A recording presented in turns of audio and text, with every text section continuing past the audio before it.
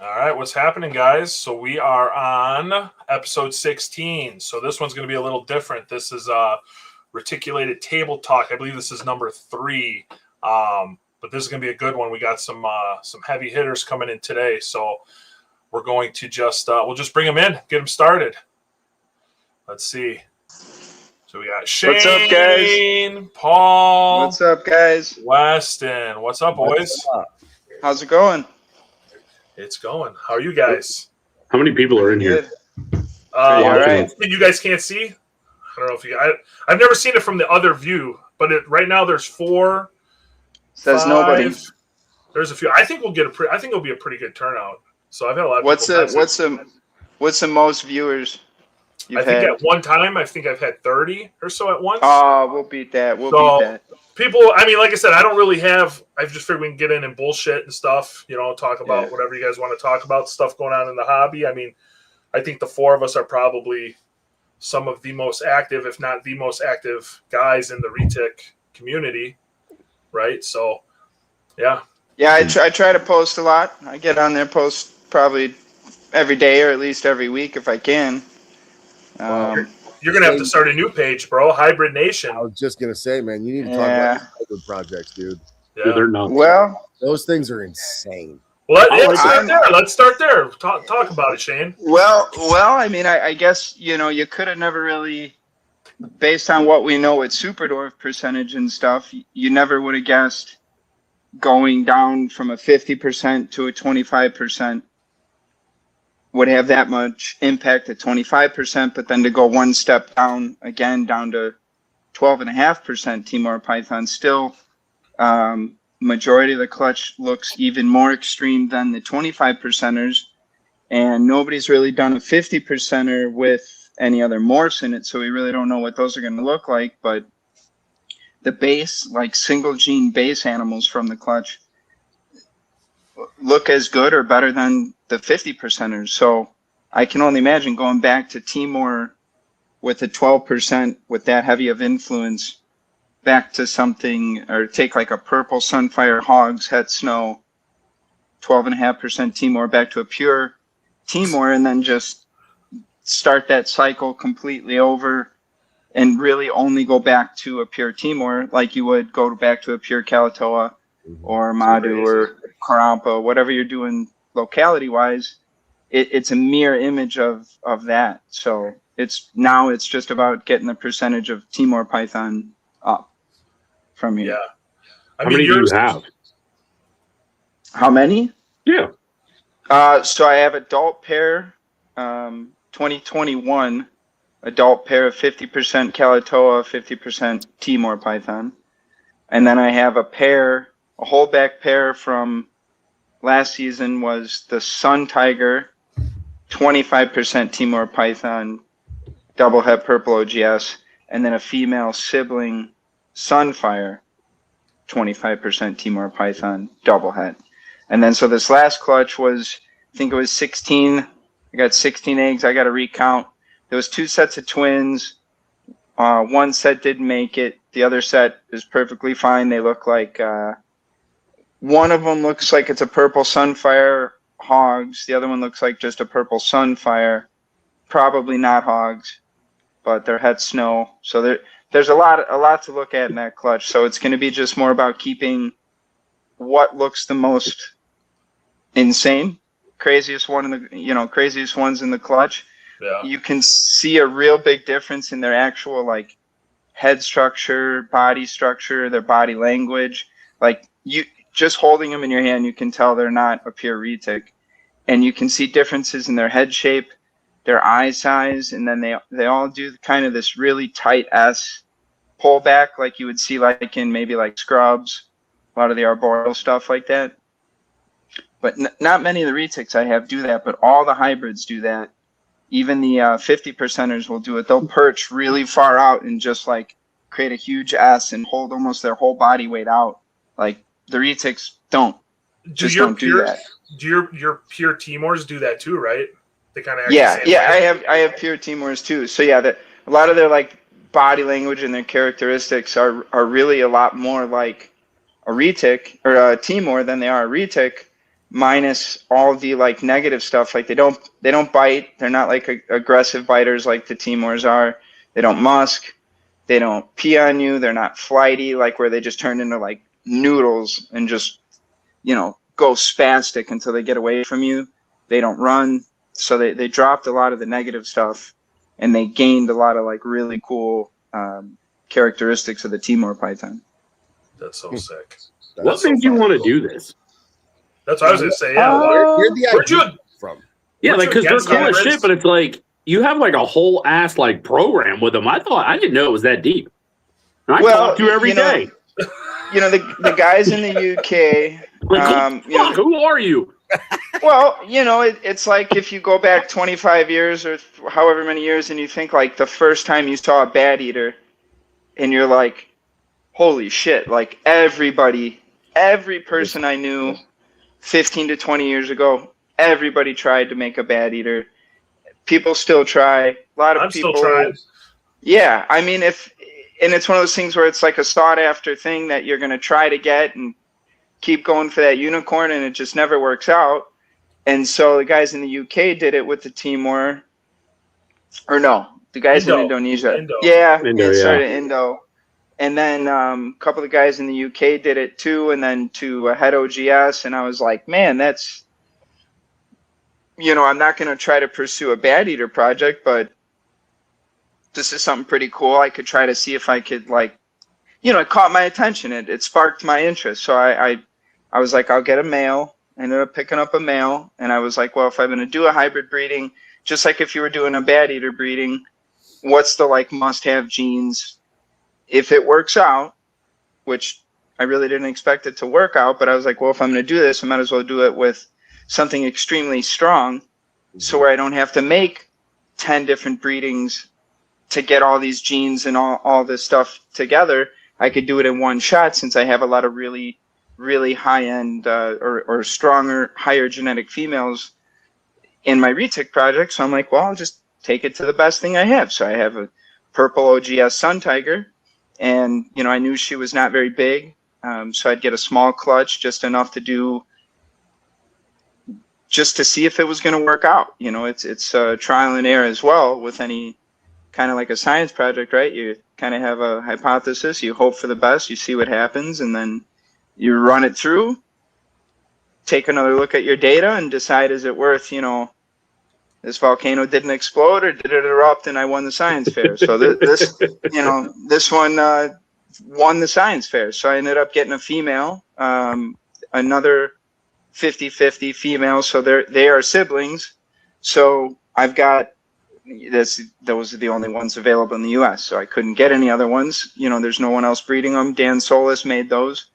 So I was like, I've got the adult pair. This is all I need if I'm going to try. Now I can branch out and then branch back and move it around like a chessboard to see what's going to work best. So now that I've got older females getting raised, I have enough holdbacks where I can decide if it's worth pursuing, or if there's even a like a marketplace or market space for that. Like there was a lot of talk about if they're going to look just like Retics, or people are going to like lie and say they're, I popped up some new Retic gene, because you could pass any single one of those off as a completely new morph. I could do it 15 different times in one clutch. I've got people saying the same thing with the 75% Sula animals that I have right now. People are going to take them and then breed them and pass them off. Yeah. It's like, but we have so many people policing this industry that like,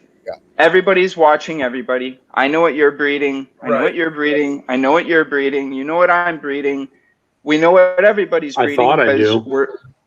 Well, I send you 5,000 pictures. This fucker's got a whole Timor project nobody knew about. We thought we knew. I mean, I guess I knew he was doing it. I didn't know the depth of it. Like, right? Because you just popped out 2 clutches, Shane. Yeah. I knew you had the one. I didn't know you had the second one. Well, I wanted to also, I tried obviously to make visual purple OGS. Right. She slugged out. I got 1 good egg in the incubator, but again, it was like, entirely expect it to go perfect, you know. So I'm like, okay, she's slugged out, first time female. It is a hybrid breeding. Maybe it's not just all of a sudden I have this, huge success. But the very next day, the hybrid, the 50-50 female, laid a perfect clutch for her first time. And her eggs, like, I mean, they're very small. They're like a little bigger than like a ping pong ball. And she's definitely an adult. She was getting 2 to 2.5 pound pigs, but she's really she's not tiny. She's not a tiny snake. I mean, when I saw her, she was. How old is she? Is 2021s. Oh, shit. And she's no bigger than maybe an adult boa. Okay. I mean, she's extremely manageable, very small. So you're like, what's your reasoning for like doing this hybrid? Well, everybody's got to do something, and if it's an option to do, someone is going to do it. Sure. So I'm like, well, if I do it, I can try to do it as right as something so wrong could be done, I guess. Most people frown against the hybrids, but like, instead of seeing it just go to like an A-male citron tiger, right? Like, let's see if it's actually going to turn into something, and if the right genes to use are going to do anything. I don't have almost any intentions of breeding really any other gene into it, really. I mean, at this point, it's kind of got a lock on the door for a couple years, because I'm not going to breed the 50-50 to another retic. I'm not going to breed the 25%er to another retic, probably. I don't really want to make like so many of these that there is the need for there to be some big, huge market and people sell them. It's like the Carpondros. If someone goes to buy a Carpondro, they're probably buying it for show. Yeah. And I don't know how hard the Carpondros are to make. It seems like, I mean, with your luck, the Timor stuff seems fairly, easy. Right. Compared to a lot of other hybrid stuff. So creating an actual market for it, if that's something I'm going to be responsible for doing and fucking up the whole retic world, well, if they're not an investment project, they're not an investment project. I don't think they need to. They're not $5, $8, $7, $10,000 animals. They don't. What would a bad eater be? A $150 snake and a $300 snake don't make a $5,000 snake. But don't you think, since the bad eaters are so much more harder to make than the Timor crosses, I would think the bad eaters would have a higher price. Will have a higher price, especially as more people. Because I can already see more people are going to do Timor crosses. I guarantee after how badass those babies do, they're going to be popping up. I'm certain of it. And there's other people that have siblings to my 50s, So, and there's obviously, you could watch the Retic Nation. Just about a large majority of people keep Timors now. Yes. That there's this hanging fruit out there that is a potential to do. But if you look at it like, a lot of the Superdorf markets started so high and we work our way down. Mm-hmm. Everybody just fucks the percentages up, and we drive our way down, or, we end at the lowest. So if this starts at the low and the real work is actually go buy a hybrid, go breed it back to a pure Timor in 5, 6, 8 years, and we can do the Timor blood, increasing the actual value of the animals. I'd like to think I've covered the bases as far as the baseline goes, whereas there's not going to be a need for someone to work really hard to breed it into a morph if the morphs are already there. Right. So the hard work is, sure, everyone buy one if I even sell any, but do the work and breed it to a Timor. Yeah. If it's sustainable for a very long time or any amount of time, then someone has to jump right away, right? I made the jump right away, made a lot of stuff right away, and then that's kind of it. And then we can see if it's worth doing anything more down the road with going back to a pure, or at the very least go back to a 50-50. We should mimic what happens with the Superdorfs. Some threshold of everything over 50% matters. So we have to try to get the same situation as 50%ers in morphs or higher to really drive the value of it in any way. Because there's no point in going back to a retic again, and there's no point making bless you, making every single morph that is in Retics go into a Timor cross, because I'm certain half of them don't work out in Retic combos anyway. I don't know if they're going to be all that great in a Timor cross. And then you get into like, well, what's in this? What's in that? What's its price? I don't know what this is. Let's guess. Yeah. So if it's going to be a ton of guesswork, then maybe it just comes in as a really fast car that you just buy, and that's it. And you don't need to buy 10 of them and chop them all up and make 20 more. Just buy one cool snake, and that's just yours, and that's it. And not like, let me buy 5 of them, do a whole project. I like them.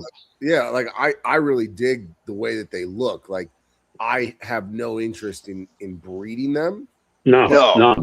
Just to have one, be cool as shit. I would pick one up just to have it as a pet. Like, and that with people kind of like having an issue over, the hybrids. I really don't get it. Look at dogs. How many dogs are designer dogs? And at the end of the day, what are we as a group doing? We're creating designer pets. Exactly. That's what we're doing. Yeah. Like that's it all is. give us do. Why anyone would have an argument against hybridization makes no sense to me whatsoever.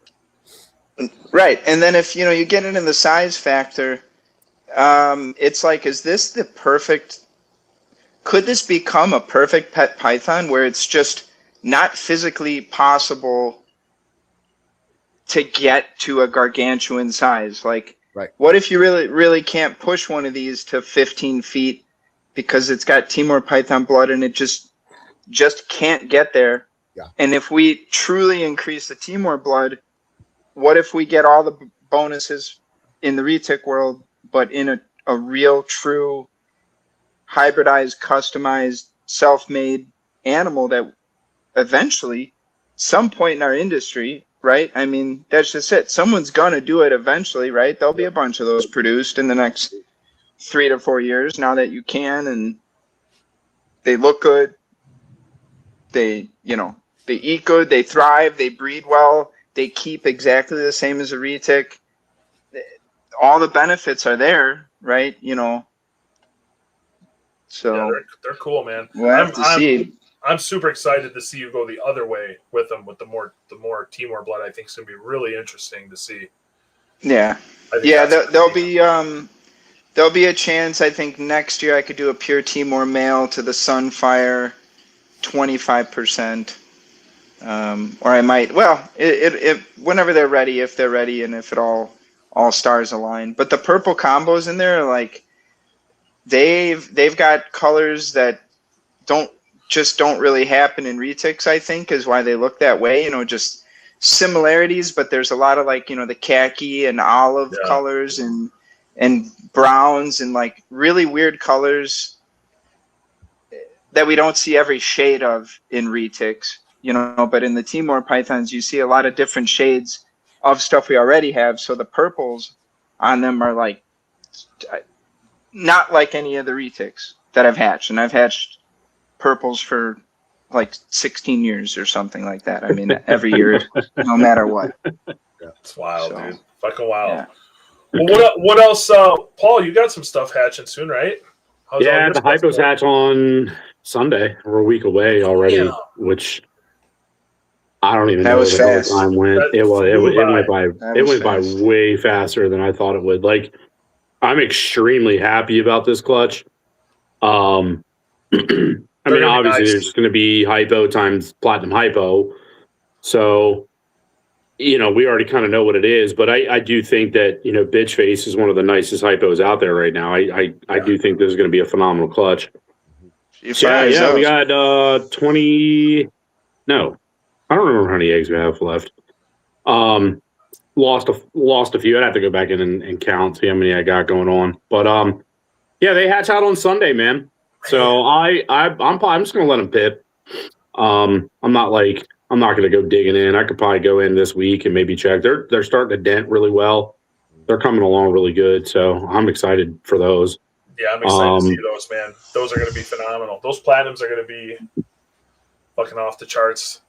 And then I just got that 75%er from Weston. Fucking snake is huge. What is that?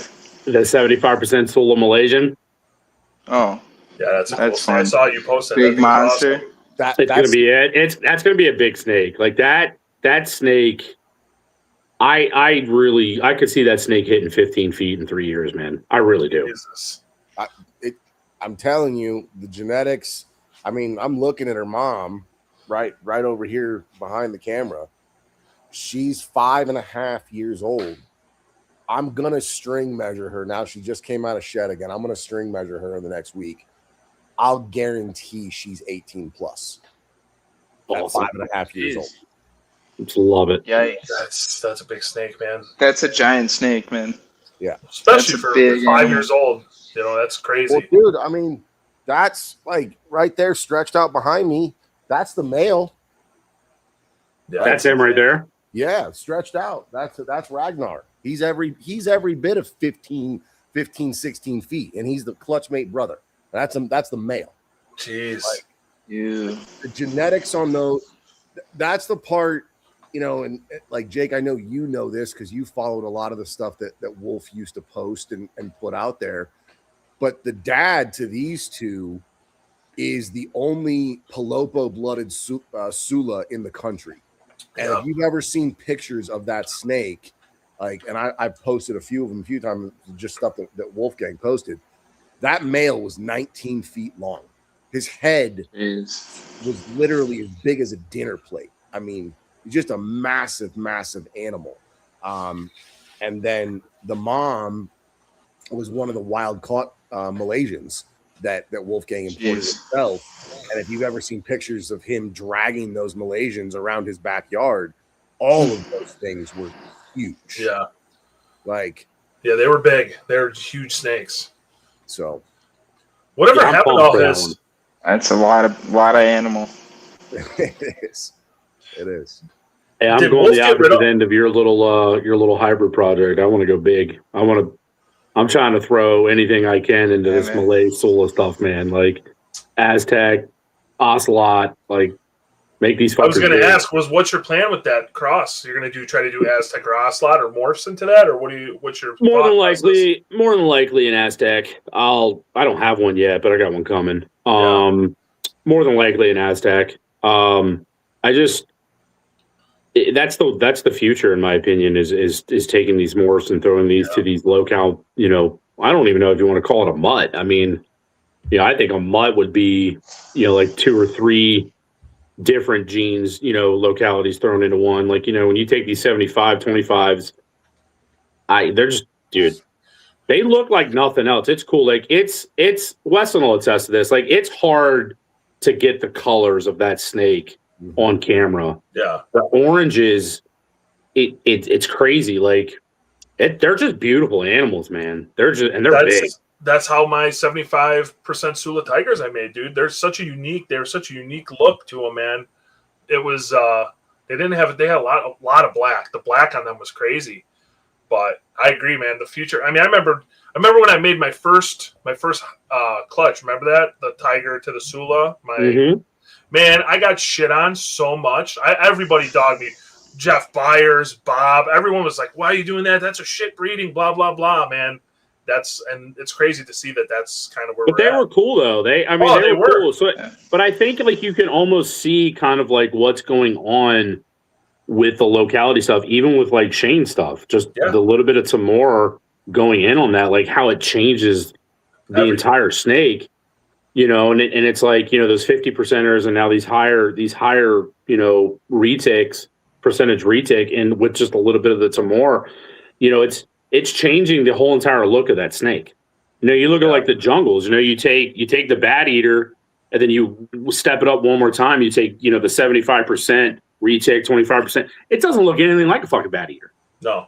So when you start adding these, in my opinion, you start adding these localities into these morphs, but you have to do it right. Like you can't just throw any locality to some of these morphs. Like, I'm not trying to beat up people who have done it, but like taking a super dwarf and throwing to an Aztec, it wasn't really the right move. You know what I mean? Like, I think that you really need one of these, and we've talked about it before, you and I. Like, I really think you need some of these bigger, even a tourney. It doesn't have to be a Sula. it could be a Ternate or a Halmahara. I mean, I really think the influence that those snakes are going to have on some of these genes on these morphs coming up. I really think as soon as we tap into them, like we're going to open up Pandora's box for them, and they're just going to be unbelievable. A lot of the color palette on like the coyotes and the carampas and all that stuff, it's just bland kind of. Halma's really high on my list. The Ternates are beautiful. Philippines, all those snakes are gorgeous, man. I mean, I like a lot of the crosses that people are posting with all the, 75% Philippine, 25%. Dude, they're all sick. They're all Well, it's all the sizes. Everybody tackled everything based on like the sizes, I think, first. Like, I don't think anyone could say Calato or Madu or Coyote, Carampa. They're all the same color palette. Awesome. They're grays and browns and tans. They look awesome, but no one. A Ternate looks better. A Halmahera looks better. A Slayer looks better. A Sula looks better. But everybody's so focused on my Retic stays under 4 feet or 3 feet or 1 foot or each goldfish. And that's shifting big time. So now we're seeing what localities actually work with these morphs and what the best directions to go. I wish someone would have done Sunslayer to an extreme level. If 15 years ago we had awesome Sunslayers, now people make them like, oh my God, these are the best ever. But what about the ones we made 15 to 20 years ago? Why did no one go back and you could have gone to Slayer 6 times. We could have been at 95% plus Slayer combos. I mean, we could have probably with a lot of different stuff. I mean, we've had all these localities. We took forever. It for granted. We took it for granted. 100%. Well, that's the thing, though. Like, even when I got in, like, you guys have all been in longer than I have, but even when I got in, like, no one cared about localities, right? Especially in mainlands, right? It was all morphs. And what are we combining? Because there were still so many genetic combinations that hadn't been made, right? That people were chasing just to see what's it going to look like, right? And the problem, and frankly, I think a lot of the seasoned breeders have seen this now, just the decades of captive breeding and chasing different morph combinations and the inbreeding, the line breeding. Like, you have to find an out. It's basic genetic principles. You have to find an outcross. I mean, Shane, you've done, in my opinion, you've done an excellent job of it with your purples and your OGS. Like, you didn't just produce snakes, breed a son back to the mom to make the next generation. Like, you used multiple pairings and then put them together, and it's why it's taking you, as long as it has to really perfect that line. But I think now people are seeing also what can be done. And again, I've been following him for years, but Jacob over in Europe, dude, the snakes that guy is making, and even again, it's 25% this, 25% that, 12% that, just that small bit of locality influence along with the morph. Those snakes are mind blowing. I mean, they're better than anything we're seeing here in the US. Nobody can touch him. No, his shit is insane. Right.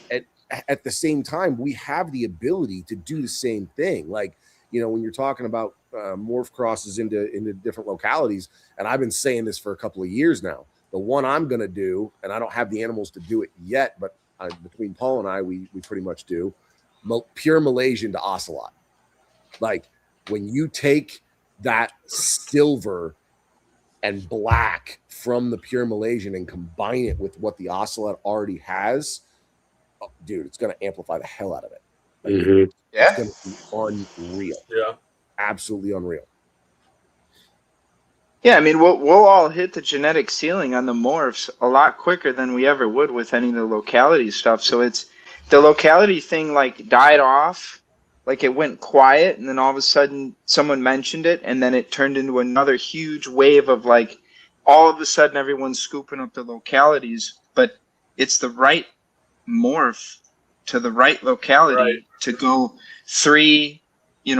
2 or 3 generations in on that same direction is when we're going to start finally seeing what really is the best direction to go. Because if we, you go to one locality, go to Sula the first time, but then take the 50% Sula back to Turnate or a Halmahera, like keep going on the one locality as long as you can until you really see what it's made of.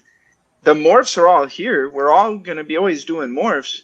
You know, everyone talks shit of the mainland morph program, but everybody who's got a locality, you have to have a morph.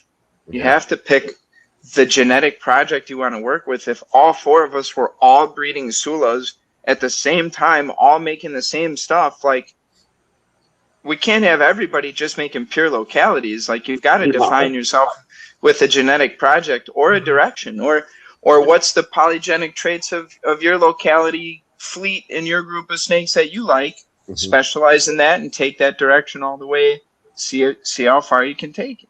Yeah.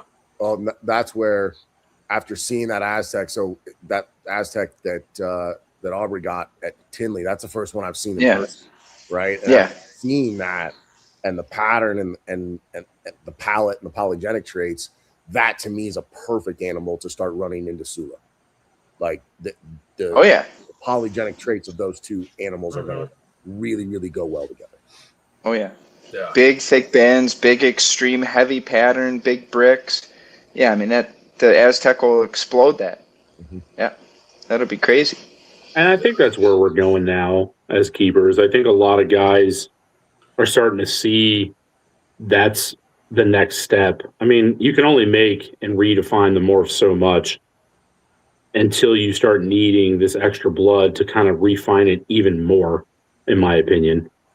You know, then I mean, you see it with Jacob. You see what he's doing. You know, like you were saying, Weston, like it's not high percentages, but it's certain percentages of, you know, Borneo, Malaysian, Sumatran, Sula, and you see the way that those are enhancing the colors and the pattern of this animal together.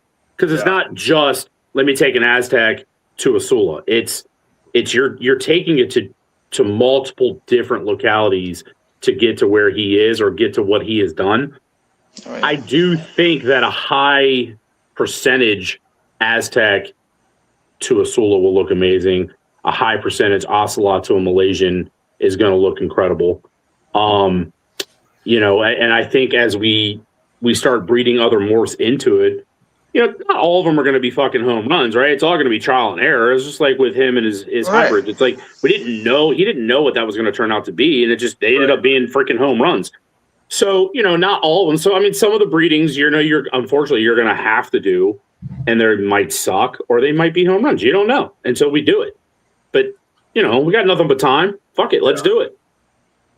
Yeah, I mean, it's inevitable anyway. I mean, even if we say, oh, don't do this project, don't do that, eventually someone's going to have to cover every base. You know, there's still a lot of stuff out there we haven't like really done or seen. I mean, there's still a lot of different stuff, but we think we've reached the limit because of the gene count, or this combo didn't work out. But pull one gene out and work on a locality right there. We can pull back to then go forward with locality. Yeah, it's you know, it's a lot with the ball python breeders. People bred morphs into everything and then realize they got to breed these morphs back out of their whole collection to start really seeing what some of these genes really do with less. Less is more with all this stuff.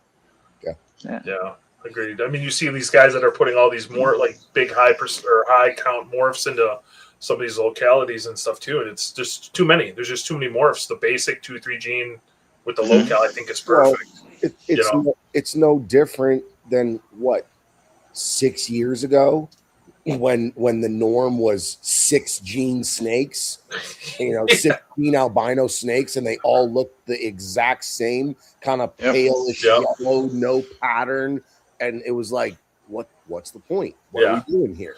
You know, so and to further that, the other thing, and this is something clearly that I'm focused on, the locality crosses, right? The different mutts that we can make with the different localities. And for me, the 50-50 Malay Sulas that I have are like a driving force or a reason to do that, right?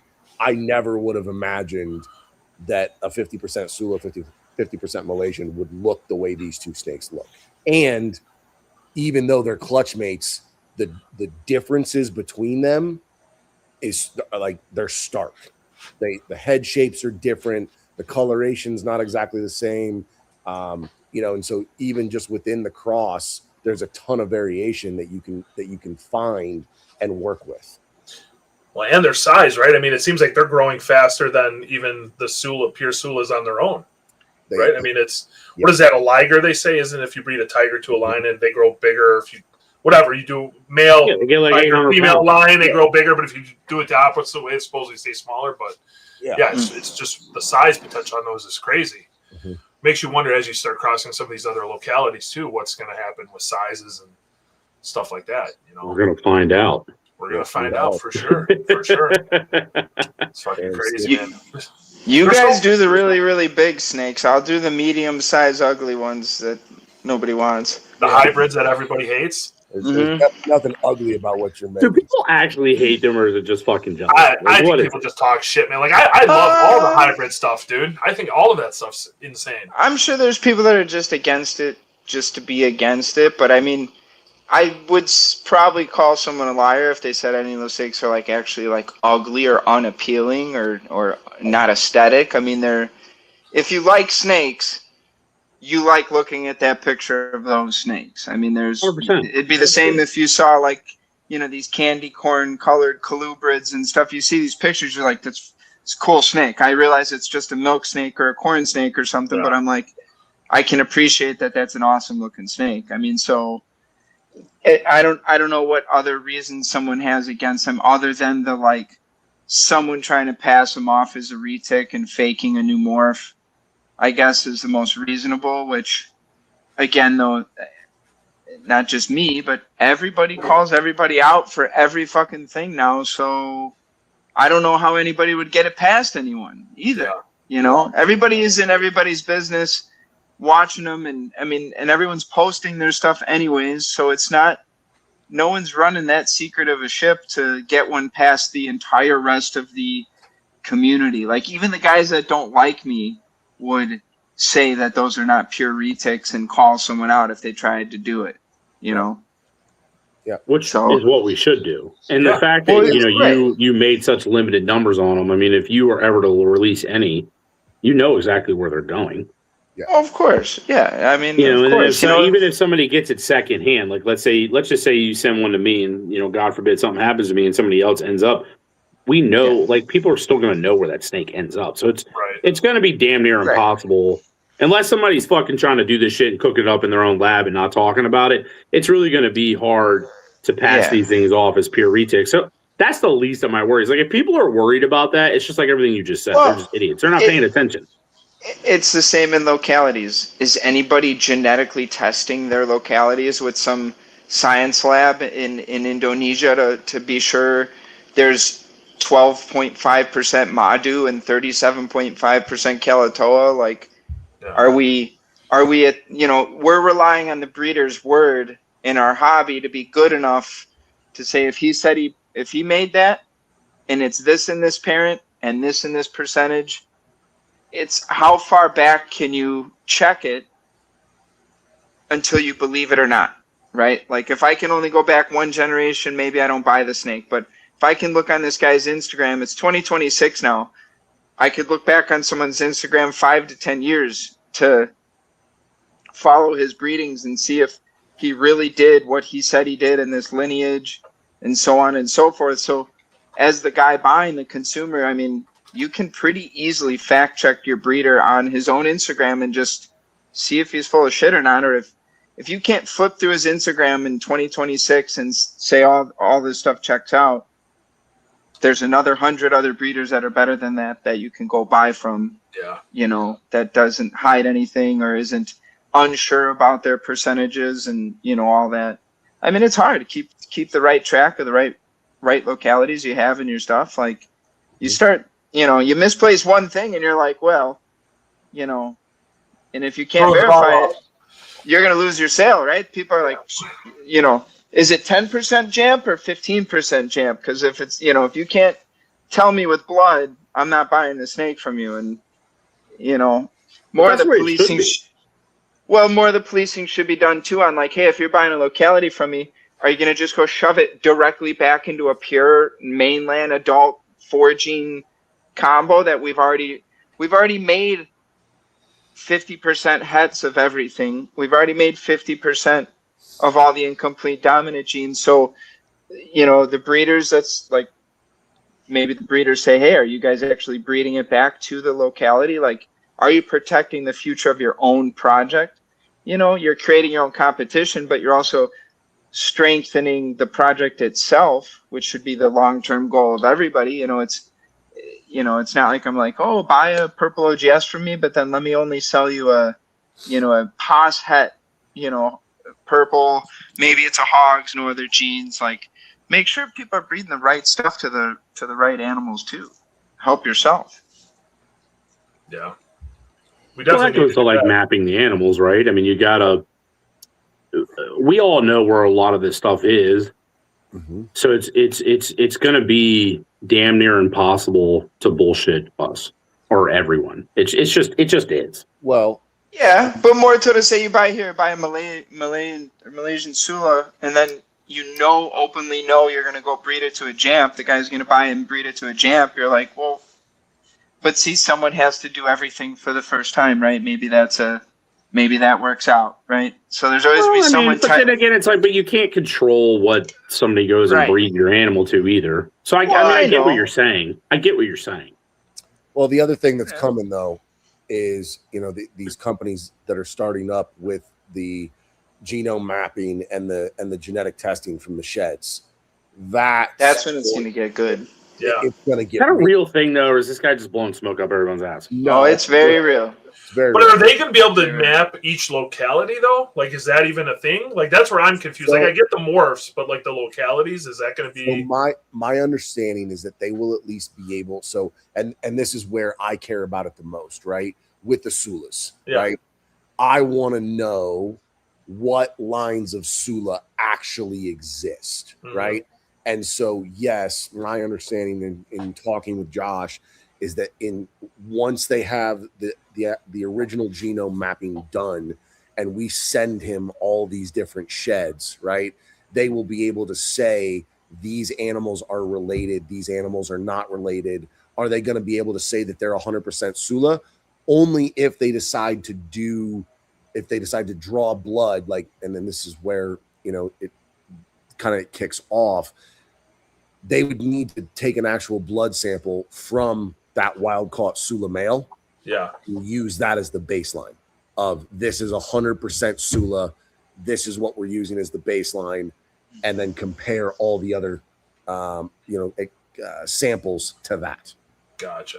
Yeah. Cause I know Aubrey was asking me about sending, I thought it was blood from my Sula, my Wilkins girl. But then people are talking about sheds. I was super confused. I'm like, so they need blood from, and what my understanding is they want a true mainland, not an island locality. So like a Malaysian, right? To start the entire project, to get that as like the original baseline for mainland Retics. Then from there, they can start taking sheds, but they also, again, from my understanding, and I could be wrong, they then could take blood from other island localities, right, to map that specific locality. Gotcha. Did you give him any blood? I haven't yet. No. Are you going to? Yeah. I talked to Josh at length at Tinley, and told him, look, whatever you want to do, whatever you need, I'm game. Like, come on out. And that's what he said. They would want to fly here, bring their vet, do the blood extraction, put it on dry ice, and send it straight to their clinic. I'm like, game on, let's go. Damn. So, pull blood out of my Sula. Let's do it. Well, I have all the Sulas that made yours. Well, not all of them. Yeah. Talking ahead of yourself, sir. You don't have the female. I don't have the female, but Mason does. I'm just busting your ass. I wonder, would they be able to break it down then, like the Bantangs, all that? And like, the Casers, the freaking the Southern Sulas. If we have examples, so which in a lot of cases we do, right? So like, I have the Wilkins girl, you have a Wilkins girl, right? Mm-hmm. The wild caught male. John Hoflick still has one of his original bang tanks. Does he really? Yeah. No shit. Yeah, he's. Man, I haven't heard his name in a long time. Wow, Yeah. fuck, man. How's he doing? He was cool. He had that big AML, right? He's out. He's pretty much out of snakes. Like he's doing like scientific, actual scientific work for counties and states and stuff. Very cool. So, but yeah, he's still got one, and again, so Mason has one of the females that he produced in it was either 2018 or 2019. I can't remember which one of those two clutches. And then we have the very highly debated reed line, right? Which, those animals and what they are or what they aren't. See, I was alive back. I remember that Tinley Park. Here's the thing. Yikes. It would be a really easy thing to figure out once all this genetic mapping, genome mapping is done, because all we need to do is at that point take a shed from a Solaire and a shed from a Sula and a shed from a reed line and say, are there any similarities in these three animals? Yes or no? Yeah. It's not. It's cut and dry. Right? Lori's going to be like, the Solaire is the daddy. Yeah. There's going to be a lot of answers. No one knows. They didn't want the answer for it, I think. I'd be very curious to see what happens out of that. I'm not saying about that specific. How would I know the difference, any of that? But like all of this stuff as a whole, everyone starts pulling up the skirts on all these different localities and combos and stuff, and we're like, oh, I guess that's not that at all, or that there'll be something. There'll be something that's gonna be a big weird one on that one. There will for sure. Damn. That's crazy. I'll have to talk to Josh, and I didn't know. Like I said, I didn't know if it was just the blood or sheds too. But if he's doing sheds at some point too, I'll have to. Yeah, they will be doing sheds, absolutely. And they don't need much. So, from my understanding, they need like a quarter size piece. So, just start saving your sheds. Jake. Yeah. Start saving pieces of them, putting them in envelopes, and just start saving them. Fuck yeah, I'll have to do that. Huh. Well, hey, what are you working on now?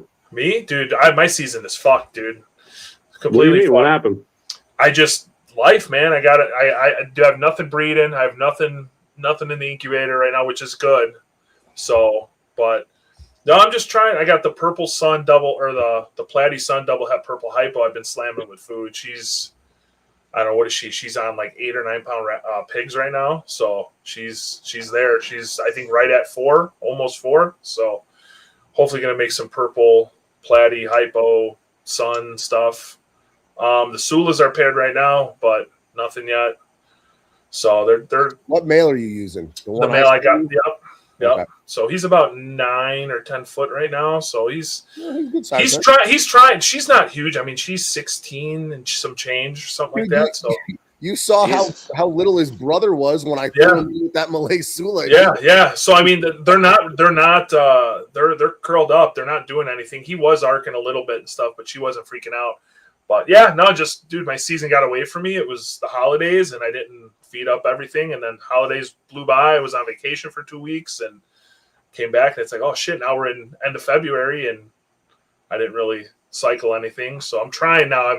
You were living at Disney World for 2 weeks. I was gone, man. Yeah. You guys all in-laws, buddy. They paid the whole trip. So how can I say 2 week trip, man? I'm out. But motherfucker became Mickey Mouse's brother-in-law. Oh, dude, I had so much fun. It was such a great time. It was so much fun. That's a blast. But I mean, I got enough babies. I mean, I'm playing with all the Sula, my hat Sula, Phantom, hat purple, Ocelot stuff. I've been slamming with food. They're awesome. The normal female I cut back is so pretty, dude. I have to get some good pictures of her. She's the most Sula looking out of the whole clutch, I think. I honestly like the non-Phantoms a lot better. The Phantoms are cool, but Jake, I was thinking about this, and I may have one coming back to me. What's that? Those animals I made 3 years ago, where I bred the Malay Sula male to my Moschino female. Oh yeah, I forgot you did that clutch. we might have to chat. If you hold on to one of those 50% females, we should run that breeding. I have a handful I'm keeping back. So all right, not the Phantom, but just a normal one. I mean, obviously, you got to prove whether it's het Indo or het purple, right? But either way, I mean, that could be that. Like those are the kind of locality cross morph breedings that I am really interested to see what. And that's what I'm more. To me, a 50% either purple.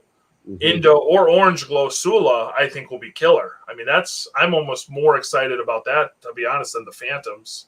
Oh, that'll be nice. Yeah, anything over 50% Sula blood purple. They'll be 50. Yeah, I mean, again, trying to figure out what's het Indo, what's het purple, but I mean, even an orange glow, a 50% Sula orange glow might be pretty cool. But yeah, I think I cut back 2.2 to a pair of Phantoms and a pair of normals. So yeah, that's it, though. I don't really got much going on, to be honest. So, like I said, I'm trying to play catch-up now. I've seen everybody's eggs, and people got breedings. I'm like, damn, man, sucks. But we're trying. Sometimes taking a year off is a blessing, dude. And it's been so busy with the kids, man. They're all in all this after-school stuff. I mean, Shane knows, it's fucking man. It's nonstop. I gave up sleeping like 8-9 years ago. Well, I mean, you cut your collection down considerably. Considerably. Yeah. Like, I still have a pretty big collection of animals, dude. So I can see when all the kids start doing stuff and work, and man, it's like, damn, I have no time. It sucks. Kids come first, man. Yeah, the kids come first, and you can't you run a real tight ship until it's like who's gonna suffer, the animals or the kids, and you can't let either. So the reason sell the animals. Or part the animals out. That's why I don't want a billing. Again, it's just not worth it. Yeah, there's no. I gotta. My son's gonna be born in like 2.5 months. Like I'm gonna have a 2-year-old and an infant. Like, yeah, dude, it's gonna be. I want to be able to go to my stateroom for like an hour and get the fuck out of there and go be with my family. Like this, you start having 30, 40 retics. It wasn't bad until it's like we got ice. Yeah. Even 24 adult retics. I mean, look, I've got 16 actual cages in this building right now, and there's one empty one. If I'm doing all the cleaning myself, like if I had to clean every single cage in a day, that's like a 9-hour day. Yeah. Oh, it never ends, man. It never ever ends. So, and that's, downsizing 3 years ago from what I had. I mean, I can't even imagine still having 60, 70 retics. Like oh god. Try breeding water monitors. That's a disaster. I bred those one time for 10 years. Yeah, one time. Disaster. I remember when you were having holdbacks, and I'm holding these 3 back and these 4 back, and I got this breeding, and I'm like, dude, what are you gonna do with 15 adult water monitors? Yeah, dude. If I have a warehouse, you can't. It's impossible. If I had more property and could actually have a warehouse, I would have never had to get rid of any of my fleets of or colonies of certain animals. Like I had 25 water monitors at a given point when I had, Fuck that, man. holdbacks, adults, breeding adults, new purchases, babies hatching, clutches hatching, and you're like, damn, man, there's, I spent my entire life just cutting up quail and chicken in pieces and mice and rats and dice it up and, too, because I want to make sure it's right. I hand feed every baby, interacting with every baby. It's not just feed them, keep them alive. It's also make it to where someone would very happy to purchase something like that and put the work in on the animal too. It's nuts. Are you down to just ice? Yeah, I just have ice now. Damn. Oh, there's actually so the coral, I bred coral, a sulfur male to captain, so sulfur to coral in 2022, and so my holdback group, their clutch of eggs is actually hatching this week. Oh, so really? they're with the guys at Bigger Better Reptiles. That was when I was kind of like, they made a big move. They relocated to Texas, and really cool guys. Make a big move. Yeah. They made a huge move, man, and they really, I approached them early on. I was like, not just saying this, but like, it's nice to see a group of young guys get in this and do this right, do this kind of together, kind of team up and get it done, because there's not a lot of that anymore. Like there's just not a lot of that going on anymore. So it's nice to see a group none of that together. Going on that I've seen. No. So I was like, I don't want you to, like, I'm cheesing you guys up, but I appreciate your guys' effort, and so we hit it off as the right guys for the right project. And, I went over and checked out their collection too. And, we talked an awful lot. So we had paired them. I had paired them. They paired them. The first clutch, only one hatched. So the females het 4 T positive, and one of the males proved out het T positive. Only one egg made it from the first clutch. So the second clutch, I think there's over a dozen, something 15 or something, 16 eggs maybe. Those hatch like any day. So at the most they could be would be a coral sulfur, which was the whole point of the whole project. Yeah. Although a T negative sulfur would be great. There's no sense of needing to like just blow it out of the water right away. So like hitting a coral sulfur, I think is going to be the better looking of the three. Probably we've already seen a T positive sulfur, which is nice, but the coral sulfur is going to be where it's at. So hopefully the other male proves out het T negative. That'd be awesome. But with the sulfur stuff, don't you really need it to age to really get the full dramatic coloration of it?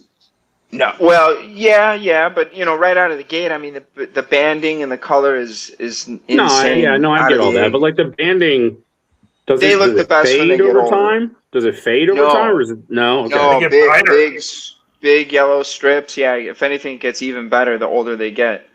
So they'll, a lot of the albinos, same with like a lot of the snakes, when they first hatch, they're the best.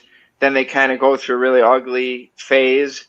Then they start getting their like adult, mature colors and really start coming in, start looking good. Yeah, my orange glow OGS, it blows my purple OGS away. I love that girl. I love those snakes, man. I'm always a sucker for purples, but the orange glow OGS was like, they're just a different. Yeah, they're crazy. Yeah, until more people have them and see them. Highlighter snake. It's a neon highlighter snake. Like that. If you'd have told me 10 years ago that legitimate like neon orange retics would exist, I'd have been like bullshit. No shit. Yeah. And here we are. Well, that's like at Tinley. You had the two orange glows, Shane, and I mean, I brought that purple that I got, and that purple is a beautiful snake. But those orange glows, dude, shit on that purple. Maybe I could get out the Indo male if he doesn't bite the hell out of me. Those dude, that's glows. Another one that I want. I want an Indo OGS. That Indo caramel's insane. Yeah. Indo's the way to go, man. Mm-hmm. I'm so like over the I like the Moschino stuff, but man, I think orange glow. Yeah, that's the one project I'm looking at. Look at that fucking snake, dude. Yeah, that snake's wild. But it's really hard to. I need to get him outside. Yeah. Oh, he's gonna bite me for sure. Don't do it. Look at he's ready. But yeah, I mean it's really hard to get these. Yeah, he's not a happy camper usually. No, he's incredible. I'll tell you what, that white face you made too was insane. Got him. Fuck. Got me.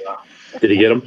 Yeah. That white face was cool. When I stopped by Shane's and saw it in person, I mean, pictures really didn't do it justice. I almost bought it from him, and I was like, If I had anything else OGS, I would have picked it up, but I just have nothing else OGS. It would have just been to have it. But yeah, that white OGS. It's a very unique situation. Yeah, man. She's awesome. Yeah. Send it to Paul, dude. What are you doing? He needs it. He already got a snake. He needs it. I got my Jag OGS. I got my Fog. I'll send you some ball pythons. I got a ball python collection. I will buy a croc monitor just to feed those to it. Fucking A. What we didn't really talk too much, I guess, about. I had a whole list of shit, but I guess the big thing right now I see everybody talking about is like the community, right? What do you guys think? Like, what do you guys think? Like, we've all been in it, 10 years plus? I think, Weston, you've been in it probably the least out of the four of us, right? So what have you seen change in the last however many years?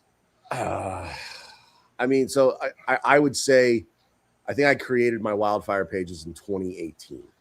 So I mean, technically like 8 years that I've been doing Wildfire. I've been keeping Retics for 12, 13, 14 years, something like that.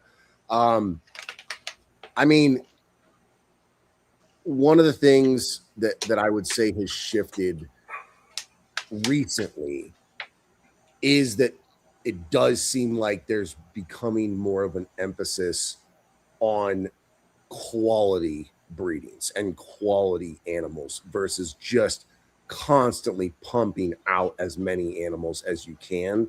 Yeah.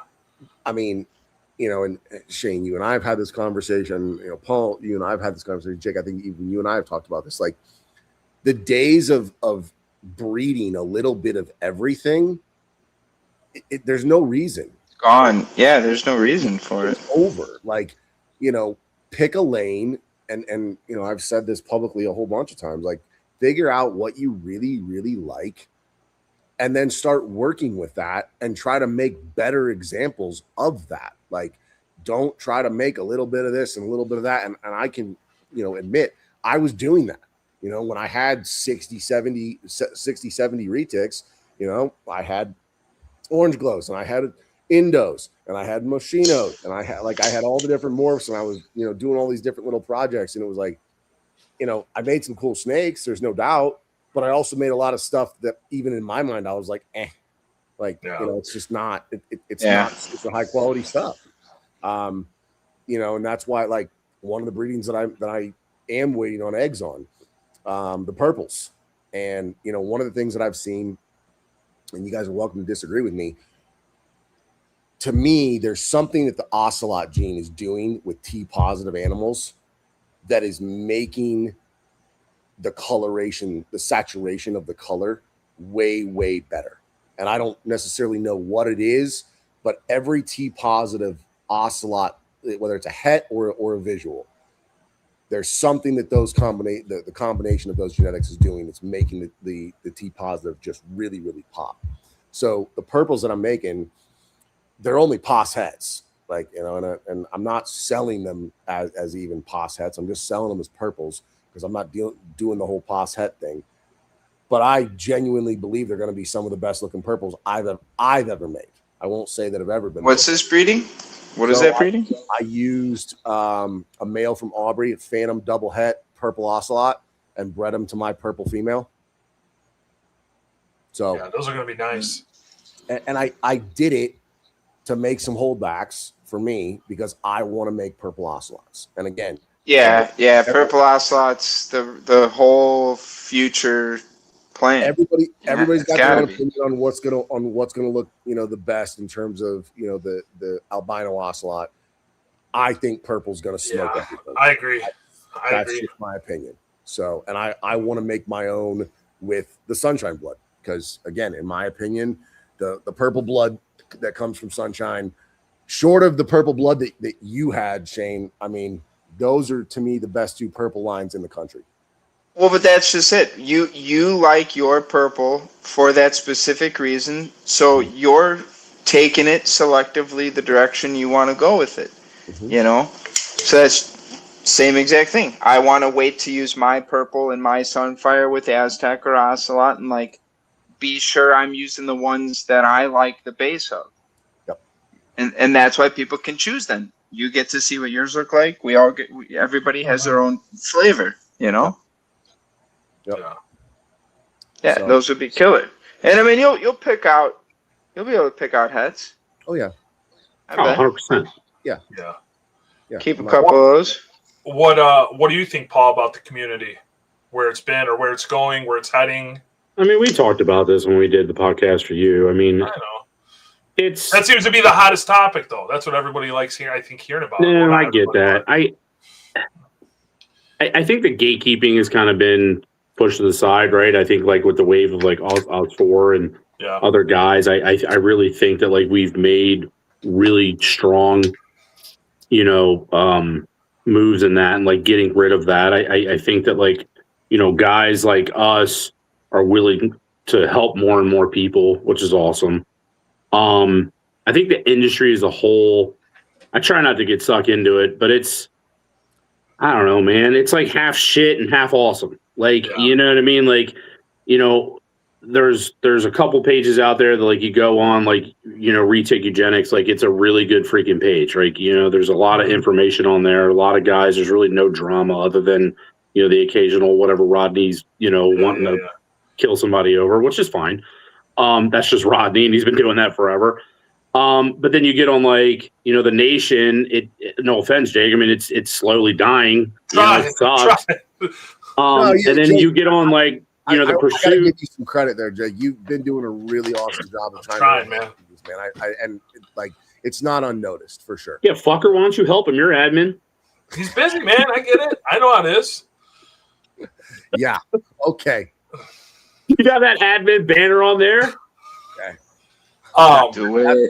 That's strictly by privilege. Jake just allows me to be an admin. That's all. And then you got, you know, like the Retic Pursuit. You know, Dax does a hell of a job on the Retic Pursuit, but it's like there's a lot. I mean, there's a lot of people on there. Yeah. You know, and you post something, and it's like you'll get half, you know, people either calling you out or, you know, being dicks, and you know the other half will be really cool. I mean, he tries to put a cap on it. You know, I think overall, I think the industry is moving in a really good place because I think there's a lot of guys that are just going to start refining and starting to add things, and I think the snakes are going to be in a better place. So we'll see. I mean, we'll have to see what happens in the next 10 years. I think a lot of people are grabbing onto the locality stuff because, you know, it's going to be extinct here if we don't save it. And at least try to make, you know, enough of it to last for the next 15, 20, it's going to go away. Yeah. You know, it'll be damn near impossible in 20 years to find a pure locality of any kind if we don't take care of it and protect it. You know, try and make these F1s as long as we can, and then try and get unrelated F1s or F2s and do the things that we can do because you just can't bring the blood in anymore, you know, and that's what they wanted. They won. And eventually it's, you know, that's where I think the future of the mutts are going to come in too. Like eventually you're just going to like, you know, like I know what Mason's trying to do. I don't think he was able to get another Ceram. So like, I don't think we can make pure Cerams anymore. There isn't one. So like now the best you have is 50%, you know what I mean? And it's like, okay, that sucks, but at least we have something to kind of work with. You know what I mean? Like, I think a 50% Ceram thrown into some of these other morphs will be better than nothing. Well, and just keep upping that blood, right? I mean, at some point, I mean, we'll get. But how do you up it though, Jake? You only got one animal. You know, then they're inbreeding. I mean, unless you're inbreeding them, but I mean, that's 10 to 12 years of work. You'd have to outbreed the first generation to something completely different. Take a 25 back to the first 50 percenters.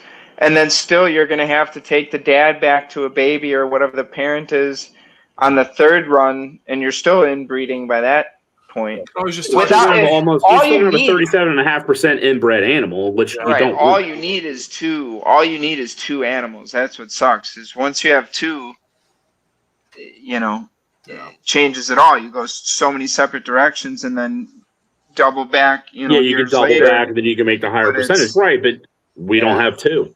Right. So that's where it kind of sucks. Like we're going to start losing these localities because we haven't held on to it. Because like we talked about before, we took that shit for granted. We didn't care. You know, vast majority of us really didn't give a shit about localities 10, 15 years ago. Then the ban hit and you're like, oh, fuck. Like this is real. Like we can't get these anymore. You know what I mean? Nothing new is coming in. And you know, here we are, what is it, 13 years later? The ban was, what, 2013, right? 15, I thought. Was it 15? I thought it was 14.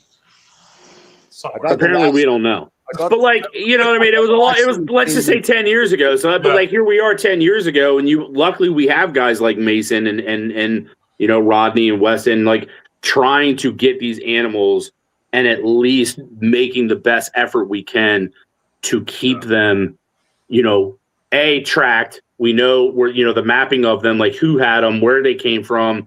You know, this one's not related to this one. Okay, now we have, you know, this, we can breed these and make unrelated shit. Like the fact that people are taking the time to do that, it says a lot about the industry, as a whole, to be honest with you. Yeah. I mean, I've been talking to a lot of people, or I have been for a while. It just seems like not as many people are even that eager to breed. I mean, there still are, but it's a lot of people are like, I just want a cool pet, or which is cool to see. Because I mean, again, when we were coming up, that was breed. Everybody wanted to breed. Everybody wanted to produce as many clutches. I don't see that either. Like, people are only producing, some people, right, are only producing. Well, there was an investment opportunity. A couple clutches a year,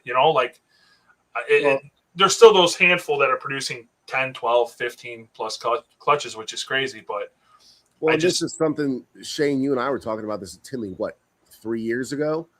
And, the fact that even 8 years ago, right, when I really came into breeding, if you wanted certain animals, you couldn't just go out and find them. They didn't exist, right? The only option you had was to buy 2 animals, sometimes hets, and breed them together to make that animal. That is not the case anymore. Like, I walked around at Tinley, and again, I'm really only paying attention to Retics, and not because I don't appreciate other reptiles, I do, but Retics are just what I'm focused on. And the amount of different genetics and different animals, like visuals, that I saw, it's like, you don't have to do that anymore. Whatever it is you want, whether it's a white motley anthrax or a OGS, those animals exist. And lazy breeding. And it might cost you a few $1,000s, but you're better off just going and spending that few $1,000s buying the exact animal that you want, having that as a pet, even, than going and spending less money up front, but then 3, 4, 5 years of invested time to put the pairing together to maybe get the animal that you want, right? Like, and exactly what you said, Shane, you had a great way of putting it. You can buy the dream. Like, we don't have to sell the dream anymore as breeders. Like, you can go buy it. And we've evolved. Yeah, we've evolved as an industry. Somebody does. Yeah. I mean, we've evolved the whole thing as a whole industry, because it's the same as like, well, let me go buy this $1,500 car that doesn't run and put 1,000 horsepower in it for over the next 10 years for $80,000. I could just go buy the car with 1,000 horsepower off a showroom for less than the dream of, the dream. I could just go buy the 10-second car. I could get the snake I want. Yeah. It's already there. So a lot of people back when we kind of started, or, we were in the very early times. The internet just started really having decent snake forums, and everyone was young kids. We were 15, 16 years old. That was the time in which someone just coming in could have the dream of becoming a breeder and actually work towards a goal of like a world first snake. I grew my whole self business off the hobby end of trying to just produce the first of something. Mm-hmm. But like, there's nothing really out there that anyone can go buy or that I could even sell you and be like, well, you're going to make the first of this and it's going to be worth X amount of money, because even the genes themselves, everything has come down. So the investment of making it is kind of not really there either. Like, there's gone are the days everyone's got so wise of like a $200 snake and a $500 snake doesn't make a $5,000 snake. So like, that's why everybody got screwed in like the ball pythons. You took a $100 snake and a $200 snake and they were selling them for triple the amount, and then 18 months later everybody bred all those and then they were $50. And then it just so happens Retics may take a little longer, or they get so big so a lot of people that buy them don't really get to the point of breeding them. It turns out, people usually lose interest before they get to that stage. But the people that do, by the time you have, now there's 40, 50 eggs. And now there's 40, 50 people making those 40, 50 eggs. Back when we did it, it was a one-on-one race. There was one other person in the whole United States or the whole world that was racing to hit one single snake with one single attempt at one single breeding. And that was it. and whoever did it. And then you didn't see one more of that morph until the very next year. Now it's like you're not making one, you're making 15 of them, and then 15 people are making 15 of the world first right at the same time. Like the Aztec race, the same thing. It's stuck. It's like everyone's going to make all the same stuff at all the same time. All of it. I mean, we literally watched the price of Aztecs go from almost $20,000 to $5,000 in not even a year. Yeah. Never seen anything like that. That was unbelievable. It was wild. But now it's now anybody with an Aztec should already have a very established following and a very specific project to their name.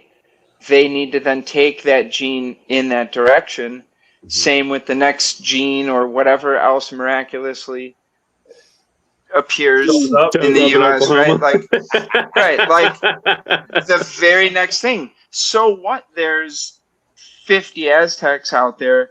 Each person should have their own background established project that they're putting it into. And if they're not, and they're just like breeding it to any snake in their snake room, I think, again, with everyone having all their stuff on the internet, like you can tell when someone's just trying to breed something to whatever the hell they have to breed it to, versus like, here's a 3, 6, 10-year plan of where this project should go, where it could go. A lot of people are like dismissing a Super Aztec. Well, there's going to be a lot to be done with Super Aztec in the combos in the future. So, you got to think of that too. If you're only trying to make a male, wouldn't you want to do a project where you think you can actually keep a female? Like, people should be breeding stuff that they'd actually want to keep to begin with. Otherwise, like you said, like you made a few clutches and you're like, I don't know if I'd keep any of this back. Like, if you're not like 0 people can offer me any amount of money, I'm keeping the snake no matter what. Mm-hmm. Should be something you experience every clutch you hatch. You should be like, unless, right, you don't get the sex ratio or maybe the clutches didn't work out, right? You had to hope that it worked out. But like, if you purposely bred 2 things you knew weren't going to make anything or worth keeping, it's probably not making, because then it's probably not worth selling if it wasn't worth you as the breeder keeping for yourself anyway. The guys that are still out there producing multiple clutches a year, I think a lot of them do make good choices, but I mean, I think we should make choices that we'd want to make for ourselves too before we just think of what there would be to sell. Because if you're not willing to keep your own snakes, why would, someone want to buy them from you on top of that, right?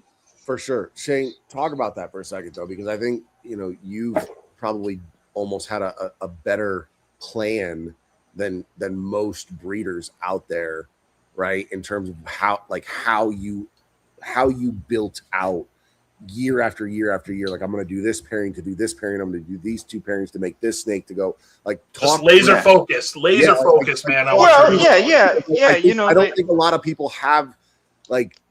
They don't understand that it's not just, okay, I'm going to do this breeding to make this snake. Cool. Then what? Like, where are you going with it, right? And I don't think a lot of people have sort of that foresight to really look 5-10 years in the future. Well, it goes down to the one thing that, Paul's buddy says I don't do at all is look into the polygenic traits of these animals. I mean, my fucking buddy.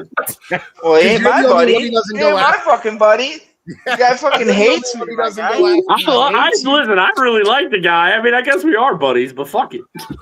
Here, I got nothing wrong with him. He just fucking hates me. So here, anyway. So, like here, if you take the Sunfire, here, start back 15 to 20 years. You didn't have unlimited options. You had to pick from single gene base morphs and what you liked, right? Like when I was buying a Sunfire, the option was to buy the highest possible thing was a Sunfire 50% possible het albino. Like now you can get a purple super sun tiger, orange ghost stripe, right? You can get whatever you want in purple, but back when the options were there, you could only get a Sunfire pos het albino, like when they were first getting released, right? And I saw something I loved. I saw something I must make. I saw something that was aesthetic to me that, you know, you take a look at a breed of a dog and you're like, oh, I love this golden retriever. I want to buy a golden retriever. You don't go buy a boxer. If you wanted a golden retriever, you don't come home with a poodle. You get what you want, right? So I was so in love with these genes, so in love with Sunfire, and you know, the thought of making a purple Sunfire one day and having a single gene orange ghost stripe, the thought of making those one day, right? But then what do you do after that? And Sunfire is a gene you can do an extreme amount with one single gene within one project, with how much silver you can add and take away, how many rosettes you can add and take away, the floating tail, you know, the dorsal striping, the floating neck where the rosettes actually start off the back of the head, what the dorsal pattern is going to turn out to be, the eye color, there's the base color saturation, how much speckling. There's 10 projects to do with the polygenic traits within every single incomplete dominant or the recessive genes. If people think recessive genes are just a gene and then that's it, well, why does Sunshine look different than my 6th and 7th generation purples? They're not different. They're the same, but they've gone down different lineages and different paths to get where they are today. Doesn't make one better or worse. It just, it's destiny, right? You can't trick that. It's not like you can say mine and yours look identical and people wouldn't be able to tell the difference. They look like they could almost be two different things. If the trained eye is looking at it, you're like, yeah, these look like two different things. Same reason a guy looking at two German Shepherds could go, I could tell you 100 things you can't even see because you don't know shit about German Shepherds, right? Yeah. So, you know, you take on making a more reduced pattern just to simplify it, right? More orange, tighter striping, less rosettes, cleaner pattern, etc. And as you pick apart those polygenic traits and continue to work them back, that's when you breed together, breed out, breed together, breed out.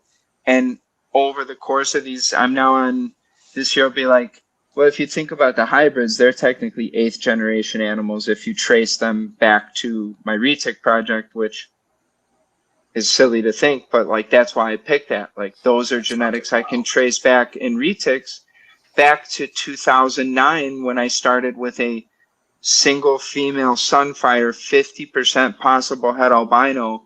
I had to wait a whole nother year for a Sun Tiger 50% het albino to become even available on the market. And then you made the first fucking super Sunfire purple tiger. It turned a horseshoe shoved up your ass. Slam. Yeah. I remember when you got that original male. Yeah. I'll never forget incredible. I still remember that animal. It's fucking crazy. And that's the other thing too, because if you go back to like how is our hobby, how is our industry right now, I think we have learned a lot from a lot of the guys in our era's mistakes of like so many years and years went on where people don't really get credit anymore for running out and picking up a 5-year-old adult, bringing it home and having it on eggs in 6 weeks. Like your credibility is lost unless you put in the time. And I think we've inadvertently self-corrected that because of how much is on the internet.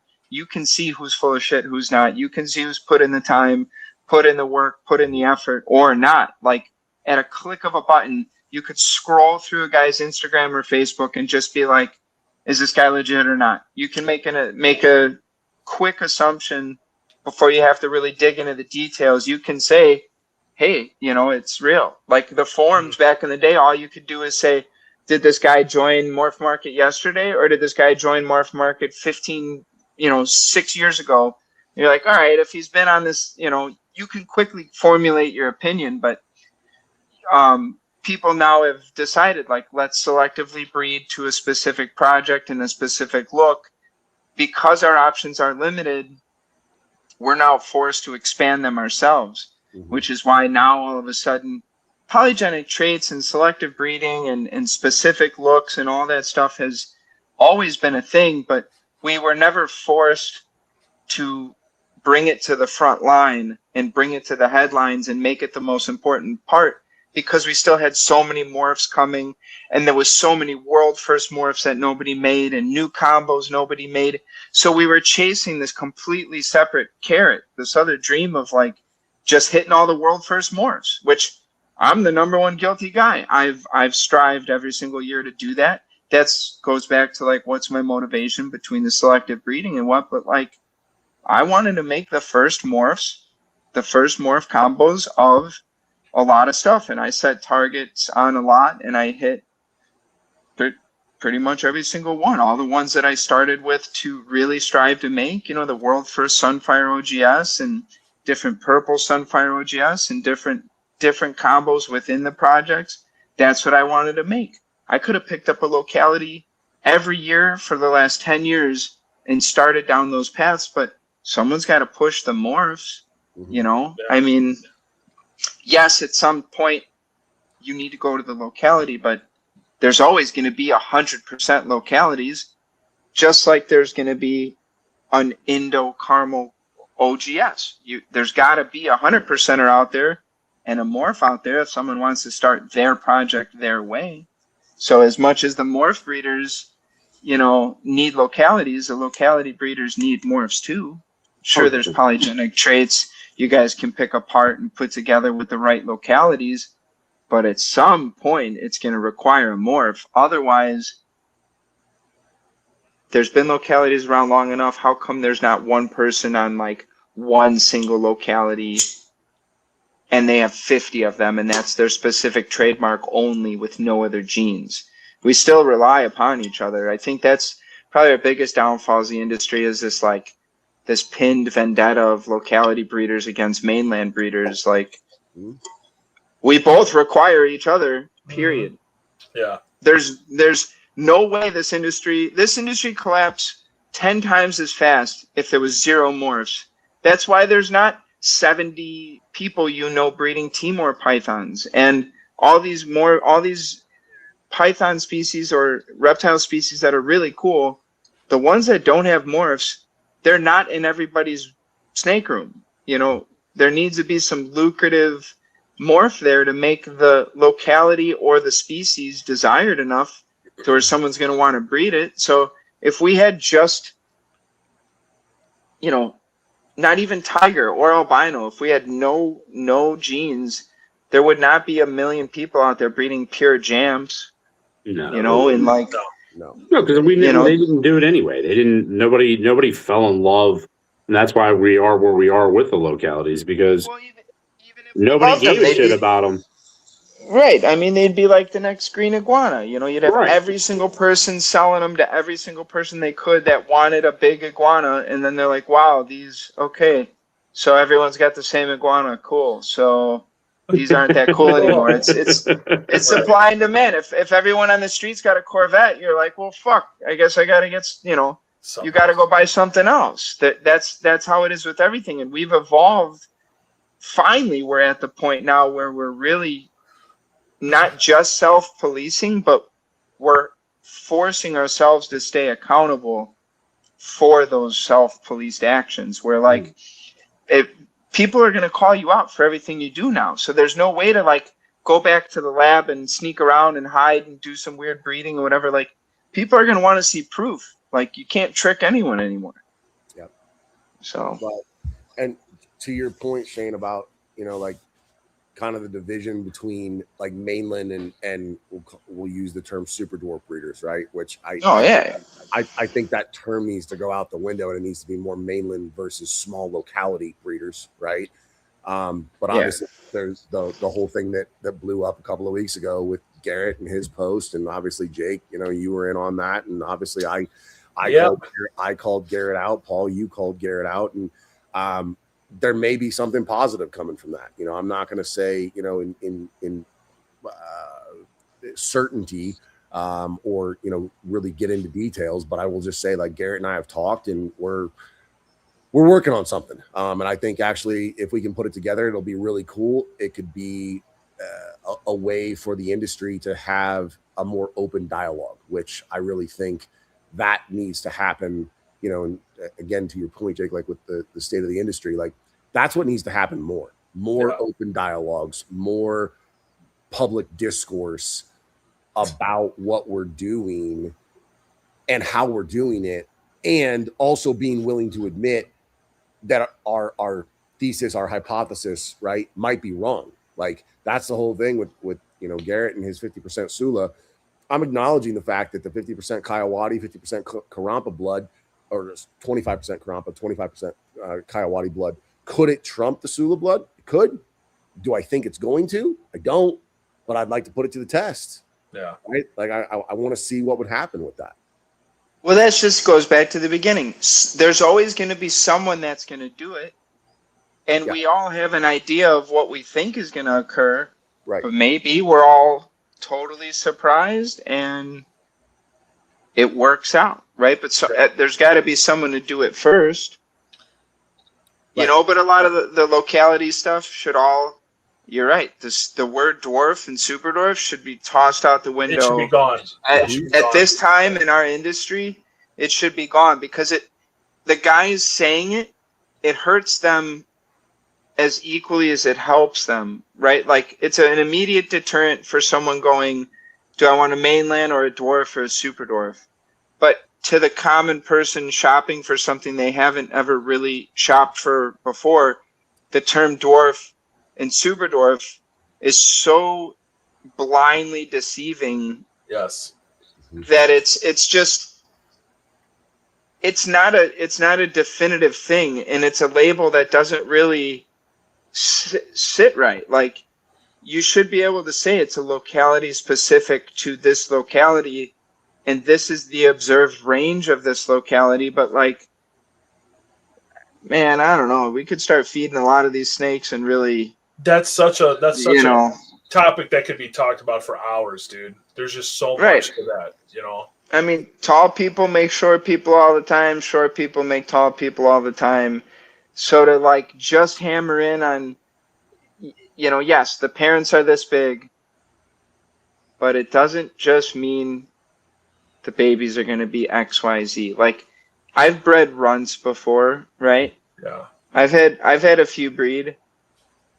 The babies are twice the size of the parent in 18 months. What does that mean? It's a pure mainland. I hatched out of a snake that ate a 40-pound deer.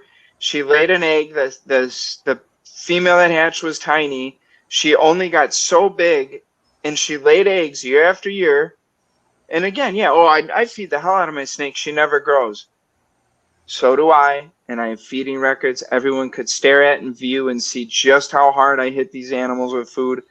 She was the smallest adult from a mainland project. Like, but her babies outgrew her in under 2 years. Right. So, like, how do we know every single one's going to get to a size? And if you're selling someone a snake on the term of dwarf or super dwarf and you're wrong, you hurt all of us. Yeah. Right? Like, and it's not even about someone being right or wrong, but, like, instead of telling people how big, let's educate them on the actual localities. Let them research it, because what if there was an 18-foot ternate out there that we don't know could be out there one day because no one has got a 12-year-old big ternate that they fed right out of the egg into massive adulthood? Like, everyone shit their pants when we saw a 20-foot jam. Well, I was just going to say, right? jams can get huge if you feed them, right? And what do they say? The jam size is 9 to 12 feet or something, like 9 to 14 feet. But then think about that. How is that fair to the super dwarf guys?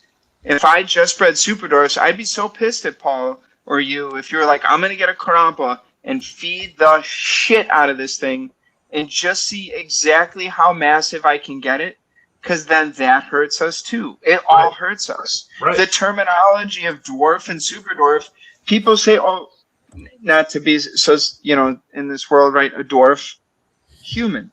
They're like expecting someone that's like 3 foot tall, 2 foot tall. It doesn't mean like, well, because I'm under 5 foot, I'm considered a dwarf. Yeah. On paper in some court. Well, who has made a guideline of, so are all my retics that are under 8 feet super dwarfs right now, but then in another 2 years they're going to be not super dwarfs anymore? I've had mainland girls lay eggs in CB70s. Does that mean they're a super dwarf? Right. No. I guarantee they're smaller than many of the pure super dwarf or locality stuff I've seen, but it doesn't make her a super dwarf. You know? And then I said something before on the Nation about using that terminology, the dwarf, super dwarf. Man, I got so much shit, and people were so mad at me for saying. Well, not everybody. There was a lot of people that were so mad that I said that because it hurts them. Right, but it's true. Like there's shit. It is true. They just can't handle the dumbest shit ever. Like, why are we? Like you said, the sizes. It's like it's not a box, right? Like super dwarfs are not 5 feet, or there's this range they could get. I mean, I'm sure, Paul, don't you have a super dwarf right now too? I got one coming. Yeah, I would love to see like Paul or Weston get a pure super dwarf and feed it how they feed their stuff. I would almost bet anything in my collection that those snakes are going to be bigger than any other of the Calatoas. Well, it's all the same. To help us is to hurt us. To educate us more is to hurt us more. What drives me like, oh shit, these things really do get massive if I. People do not understand how these retics can eat. I mean, we know, right? I mean, we know how these snakes can eat. They can fucking put away the food. That's why I just made that video the other day, right? That I just put out these 2 reed line Sulas, not behind me, but that are over here that came in, right? They're 6-year-old snakes. They are fucking hungry. They are fucking hungry. Yeah. And the way they act, right? It's completely different from just about any other snake I have in my collection. But just that, like, and just from posting that video, the conversations the messages that I've had and the phone calls that I've had in the last couple of days, and people are like, dude, that's how my snake acts all the time. And I'm like, what are you feeding it? And the most common answer is rats. Yeah. And I've said this for years. I get my retics off of rats as soon as possible. Like as fast as humanly possible. Like, well, because it's unsustainable. If I can put them to rabbit pinks or guinea pigs, I don't care what it costs. If it costs me more money, I'll put them on something else because rats are not nutritionally, they're not sufficient. They're just not. And can you feed a retic rats for its entire life? You can.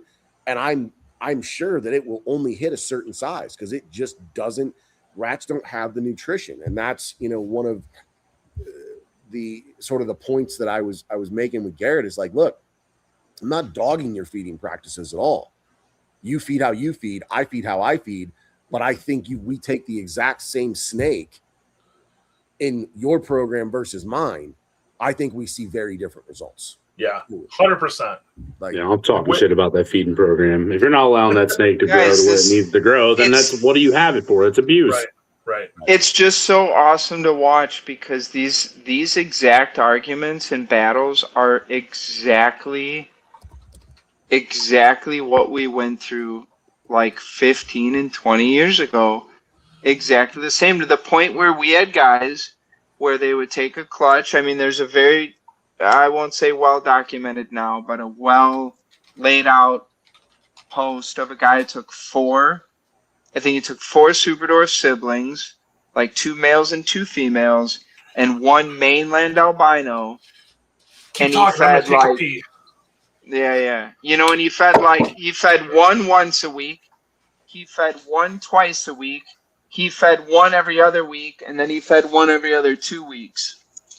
And then he fed the mainland once a week, and like I said, 1 of the super dwarfs once a week as the constant. And you can see over the course of months, he did it and posted like weekly and bi-weekly updates.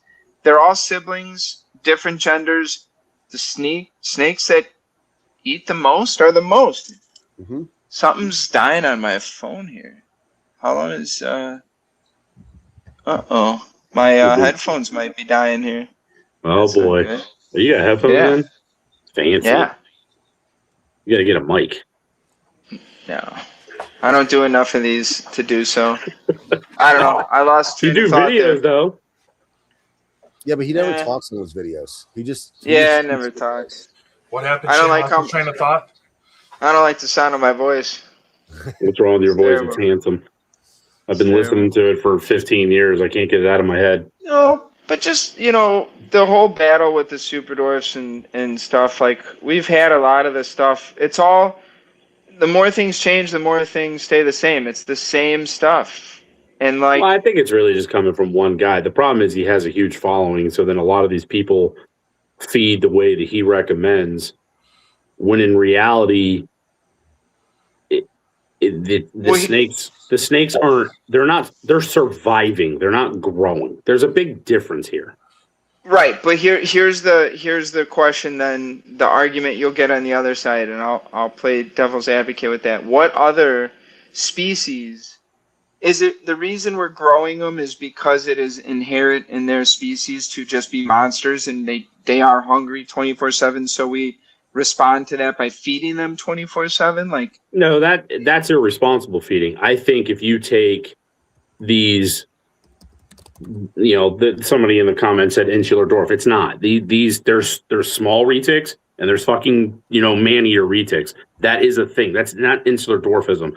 That's a completely different subspecies from Sula to Karampa to Kalatoa. Like, they're not the same snake, so it's not insular dwarfism. I think though that if you take a small snake and you feed it small meals, it's gonna stay small. Right. Now, if you take that same snake, you two were playing with Gasper's jams, right? They were fucking monsters. Yeah. So that's a perfect example of somebody who does take a snake that is considered by many to be dwarf and gets it to basically mainland size. Well, now, I'm not saying you can do that with the true super dwarf stuff, but at the same time, I think these snakes that are, I'm not going to talk about the Karampas because they really are small, but like the Kalatoas and the Kiowatis and those other ones, those snakes are not 7-8 foot maxed out snakes. They're just who was it? Wasn't there somebody that had a Coyote years ago that was big? Was that Barry or somebody, a 14-foot Coyote or some shit? No, that was a Kalatoa, and he got that snake. That snake was over 14 feet. Right, but pure Kalatoa. Yeah, but there was also a big Coyote too. I remember somebody. But that's my point. There was another guy in Retic Eugenics. He posted a male. It was 11 foot long. Yeah, it's like 10 or 11 feet or 10 or 11 years old. My point is though, is that like a lot of the people that own these snakes, and we all know this, don't keep them longer than a year to 2 years. So you're not even going to be able to reach the maximum length period because. They think it's a cool animal. It's an impulse buy. They want it to get big, and the next thing you know, you're cleaning turds the size of this fucking cup, and people don't want to do that. So then they let the fucking snake, it either sells or it dies or what? Who knows what happens to it? So when you keep these animals for as long as we keep these animals for, they're going to get bigger than the 4 to 5 year range that a lot of people are talking here. Like, if you start keeping these animals for 10, 11, 12, 13 years, they're going to get bigger than 8, 9, 10 feet. They just are. Perfect example is Barry pushing that 1 to 14 feet. Is that an anomaly? Probably not. No, that's just it. There's no difference if they're the same thing. There's no difference in the metabolic rate of the animal. It's just feed it the same large meal relative to its size. Correct. I'm not putting a 2-pound pig in a Kalatoa that's this big, but like put a extra large rat in it. You're not feeding it a rat pup. Right. Feed it the same rib splitting meal you would feed your mainland at the appropriate relative size to the snake at the same frequency, and let's see where it all goes. That's what I'm doing with the Kalatoa that I got. It's a TK line, and we'll see. I'm not going to do anything crazy with her. Like, I'm not, people accuse me of power feeding all the time. I don't. I'm not going to sit there and feed her, and then as soon as the lump goes down, slam her again. She'll eat just like my retics eat, but it's going to be, like you said, relative meal size. Now, what that meal is, I don't know. I can get bunnies this big, all the way up to, fucking 10 pounds. So I'm going to feed it an appropriate sized meal, just like how I feed my other stuff. And we'll see what happens, and if she does get 10, 11, 12 feet long, I'm not going to get on here and be like, I did it once and therefore that's the size of these animals. I'm just going to show that these animals have the potential to get that big. And a lot of people aren't allowing these animals, even mainlands, to get that big. Like that idiot that posted that video. I feeded 4 mice in a week, and then everybody got stuck on that it was 18.5 super dwarf. Dickheads, it's fucking 75% freaking mainland. So here's a 4-year-old snake eating mice. Of course it's not going to grow. Yeah. It's not getting the calories and the nutrition it needs to grow. So you can keep these animals small. I've done it. I've fed one more than the other to see how it goes, and the snake grew 2 times as fast. Now, is that abuse that I'm keeping the other one smaller and I'm feeding the other one faster, or what is it? And like who? I'm just trying to figure out why everybody's just dictating this a certain way, and it's not. Like if you're not allowing your animal, especially a reptile, like we're all under the I'm not saying we all know that they grow forever. I'm not talking about that. At a certain point, though, they slow way down. Like they're going to get like these solos, right? They'll get 18, 19, 20 feet. They're going to slow way down. If you're not allowing that snake to at least get to that point where it starts to naturally slow down, why are you keeping these snakes? It doesn't matter if it's a super dwarf or a mainland. It's still the same result that we're trying to achieve. So a perfect example of this, in my opinion, the one lone Bhutan that's left in this country, right? That Travis Warren now has. I had that snake. And when I got it from Chris, the entire nation assumed it was a male, right? That's how it was sold to Chris. That's how he had it. Obviously, he tried to breed it with Valkyrie a number of times. Clearly didn't happen. And I was the one that finally proved that snake was a female, right? That snake was fed like a male, like people feed males for most of its life. It wasn't fed very big males or very, very big meals. I started upping its prey size. Then I sent it back to Blake. Blake put it in an outdoor enclosure and was hammering it with rabbits. It grew a good bit. Travis has been feeding the shit out of that snake. She's 17 feet. And that snake's 14 years old, 13 years old. Like, again, it's the whole thing about you're going to stunt its growth, whatever. None of that is relevant. If the snake has the genetic potential to hit a certain size, they will keep growing. They will. You could stunt them for 4 or 5 years. Get that snake introduced to a strong feeding schedule. That snake will be a monster, dude. I got blow up. I got a GC Hogs that big around. She laid eggs underneath a roll of paper towels. She was under 2,000 grams after laying eggs. She was like 1,980 grams after laying eggs. She could fit in a 16-quart tub. Holy fuck, dude. In a 16-quart tub, a mainland adult female laid eggs that I got that was fed a certain way for a certain length of time. I bred that girl for a couple years. I had her for a long time. By the time I retired her off, she was that big around, pounding. Turn my headphones off, see if this works. Yeah, they went down. We can hear you now. Yeah. That was just like with the Sula that I got from Rodney. She was in a 4x2 at 5 years old. Within 2 years, you guys know how big that goddamn snake was. She was 18 plus feet big, and within 2 years, she grew that big. So, I mean, you can stunt them, but you also... Yeah, we can hear you. Yeah. What are you doing to the camera there, sir? You massaging it? No, now we can't hear you. Now you can't hear you. Now. Yeah. Right there. Can you hear me? Yeah. Can you hear us? All right. We'll try this. Let these charge. You had all day to charge those, pal. Fucking guy. Weston. Digging around the Easter Bunny suit. How long did that Sula again take you, Paul, to get up to size? Because I do remember when you got her. Over 2 years. A little over 2 years. I mean, she ate a lot. I mean, the snake just couldn't stop eating. It was unbelievable how fast she would digest her food and go to the bathroom. And it wasn't like I was feeding her, like meals making her this big. I was just throwing food down her because I didn't want to mess her up, because at a certain point she didn't have a lot of food. So I wasn't trying to like overload her system and kill her either. So like I did go slow, and then I started to speed the intervals up and everything. But I mean, she grew. That's the point that I make to people all the time. Like, you can absolutely feed a retic too big of a meal and kill it. That is 100%. Absolutely possible.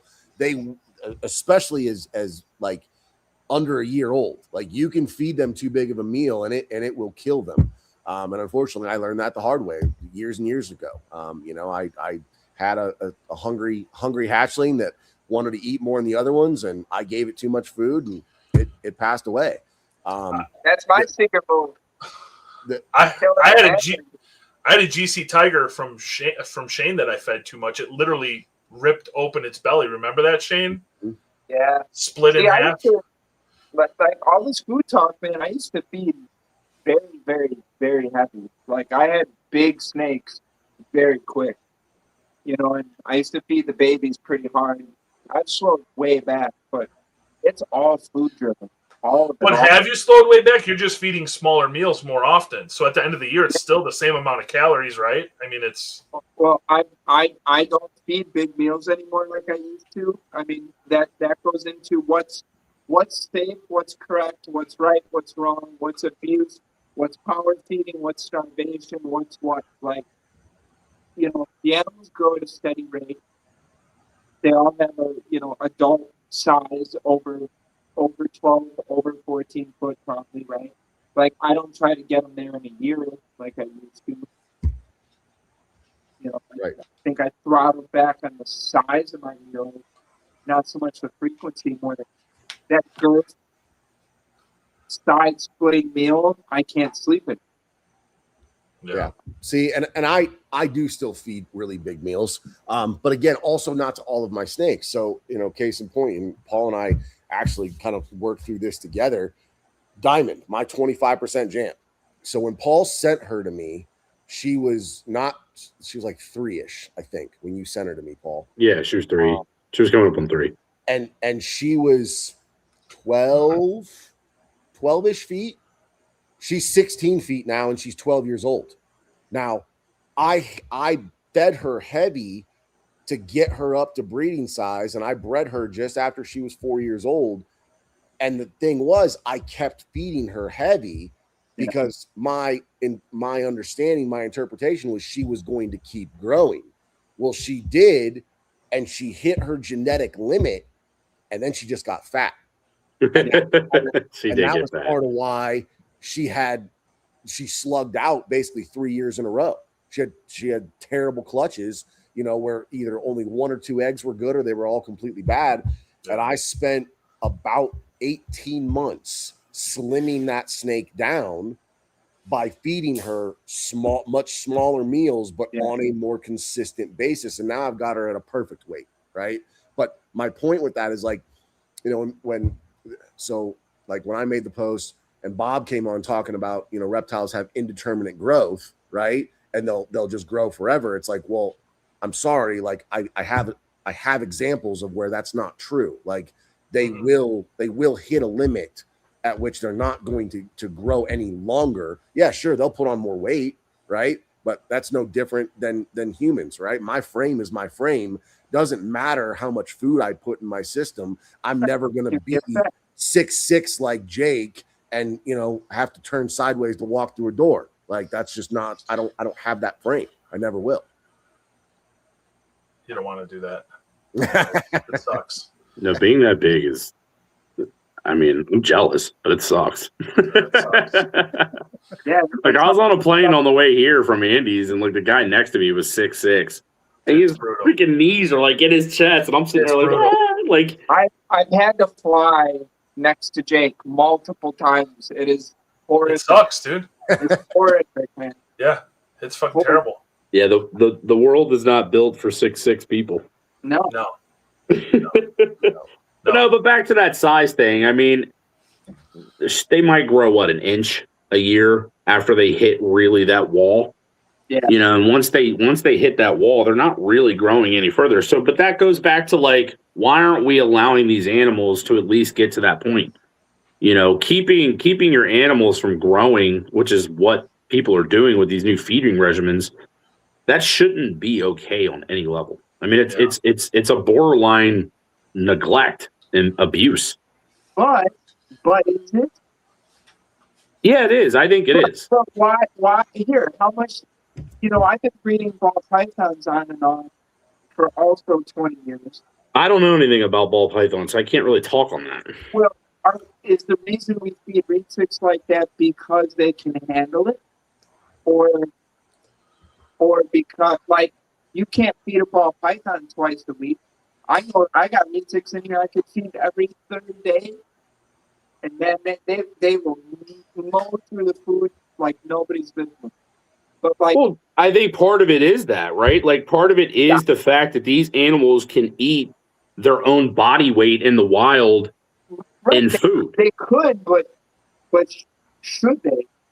Right. No, they shouldn't, but they do. Now, I'm not saying that should be their meal every single time, but at the same time, I think if you were to buy, let's just stick with Sulas for this instance.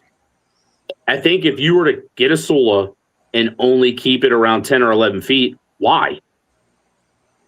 I agree with that though. But what if you got, see, that's in the marketing end of it though. So that's like, then change those words out and say you're selling me a super giant. I'm not going to buy a super giant and keep it fucking small. So why is someone going to buy a super dwarf and want to make it as big as they can? They're gonna actively work on keeping it as slowly grown, as minimally fed to the point of not starvation, but just at one notch above maintenance feeding. And I'm not even, like, maintenance feeding isn't a real thing because it's not like a dog where, like, you can't just give this snake one mouse every week forever. But someone figured out you can for a really long time until it's like, I'm going to kind of try to breed it. Now I'm going to feed it really heavy. It's going to cycle because it's 6 years old and this big around. But we don't feed them like a dog. Like we're given the option. Like if I buy a Sula, I know I can feed that snake as much as I want, as hard as I want, as big as I want. And that's why I buy it, right? Like, are we pushing the agenda of the name we're putting on the animal by accompanying it with its feeding schedule tweaked for its specific needs? Like, you buy a yes and no. I think if you're talking strictly Sulas or the bigger giants, I think some of what you say doesn't apply and some of it does apply. These are the true giants of the world. So why are we not allowing it to turn into the true giant that it can be? Why aren't we doing that? And even with the mainland, let's just say mainlands in general. Okay, take the fucking locality shit out of it. An average female mainland should be what, 16, 17 feet? 16, 15 plus. All right, so let's just say 16 feet. Yeah. Most of them are not. Why? Most people don't, like you said, you already touched on. Most people don't keep them long enough, man. Well, let's take that out of it then. Let's say, there's a comment in there right now. It's not a race to get to the size. No, it's not a race. We're not racing to the thing. But like, if these animals couldn't grow that big in this short of a period, they wouldn't. So the food definitely gets them to their goal. So my point is, though, is like if we're going to take mainlands, the super door stuff, like the sizes are all over the fucking place. Nobody really knows how big these things do get. We know how big really mainlands really get on average. Right. So we're not allowing the mainland to get to this size. And I'm not saying you do it in 2 years, 3 years, 4 years, 5 years. People aren't doing it fucking period. No. Why are we accepting that? But here's why, Paul, because when me and you started this, we used to bitch out everybody for growing their snake too big too fast. You power feeding son of a bitch. That's how it started, man. So look at Jay, right? Feeding shit 3-4 times a week. I agree, but I definitely think it's Shane. It's really hard to hear you, no offense, but like there is a fine line of doing like what Jay Brewer did, and then some of these other snakes that are being held under 7-8 feet at 6 or 7 years old. Like, where I'm not saying what I do is what everybody should do, but at the same time, I'm at least allowing my animal to reach its potential size. Now, if it gets there in 5 years or 10 years, that's a different debate. But why I guess my question back to you, Shane, though, then that goes back to why are so many people not even allowing those snakes to do that? Because that goes back to two things. Like you said, nobody keeps them long enough to see how big they can really get, is one aspect of it. Two, is it is being driven by the label and the name and the different feeding styles. So nobody's pushing them to their limit because that's not their agenda behind why they got it. So we shouldn't be okay with that. That's my point. So if you're going to go by the law, and again, we're only talking mainlands here. If you're going to go by what is supposed to be the longest snake in the world, why is the community okay with these people not allowing this snake to reach their full potential? Because nobody's buying it because it's the longest snake in the world anymore. People are buying it because it's the best looking animal, the right appropriate size to actually have a personable snake. It's got some money behind its breeding projects. It's got new, fresh genes. There's still stuff people haven't made. We're the only species with true locality ability. Imagine if ball pythons had localities. We'd be fucking fucked. Imagine that.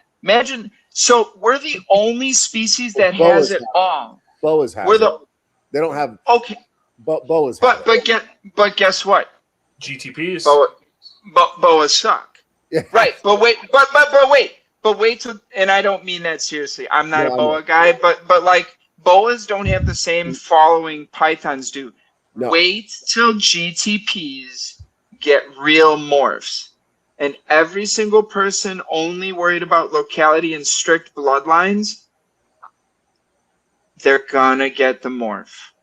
Of course they will. The only reason you don't see it is because you're not there yet.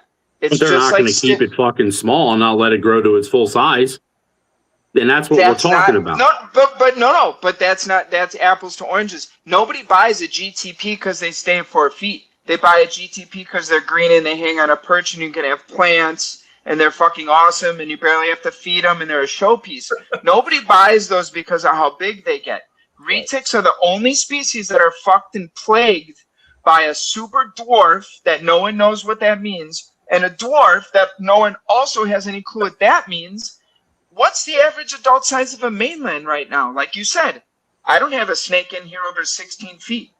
I don't think it's 16 feet currently. I bet it's not 16 realistically feet. It's probably 13. And why? Because more. Yeah. I mean, all mine are going to get that big. So what the fuck are y'all doing wrong? Because everybody who bought a retic bought it to get it big as fuck. That's why your sibling to mine is triple the size. You want to put as much size as you can, which is an option. Not an this is not an arguing factor, but now that we mainland guys aren't being told to feed the shit out of them, there's very few guys out there trying to grow them as big as they can anymore. We're very few and far between, whereas previously... Yeah, that's true. Why are we accepting that? Because you're outnumbered. Nah, and it fuck doesn't... that. No.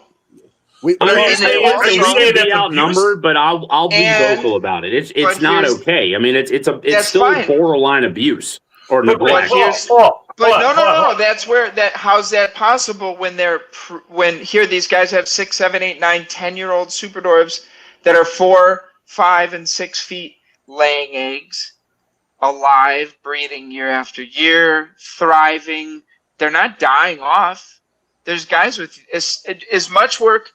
And that was like you argue back to like why Rodney hates me. I've done equally as much work with a mainland morph as maybe he's done with a locality combo.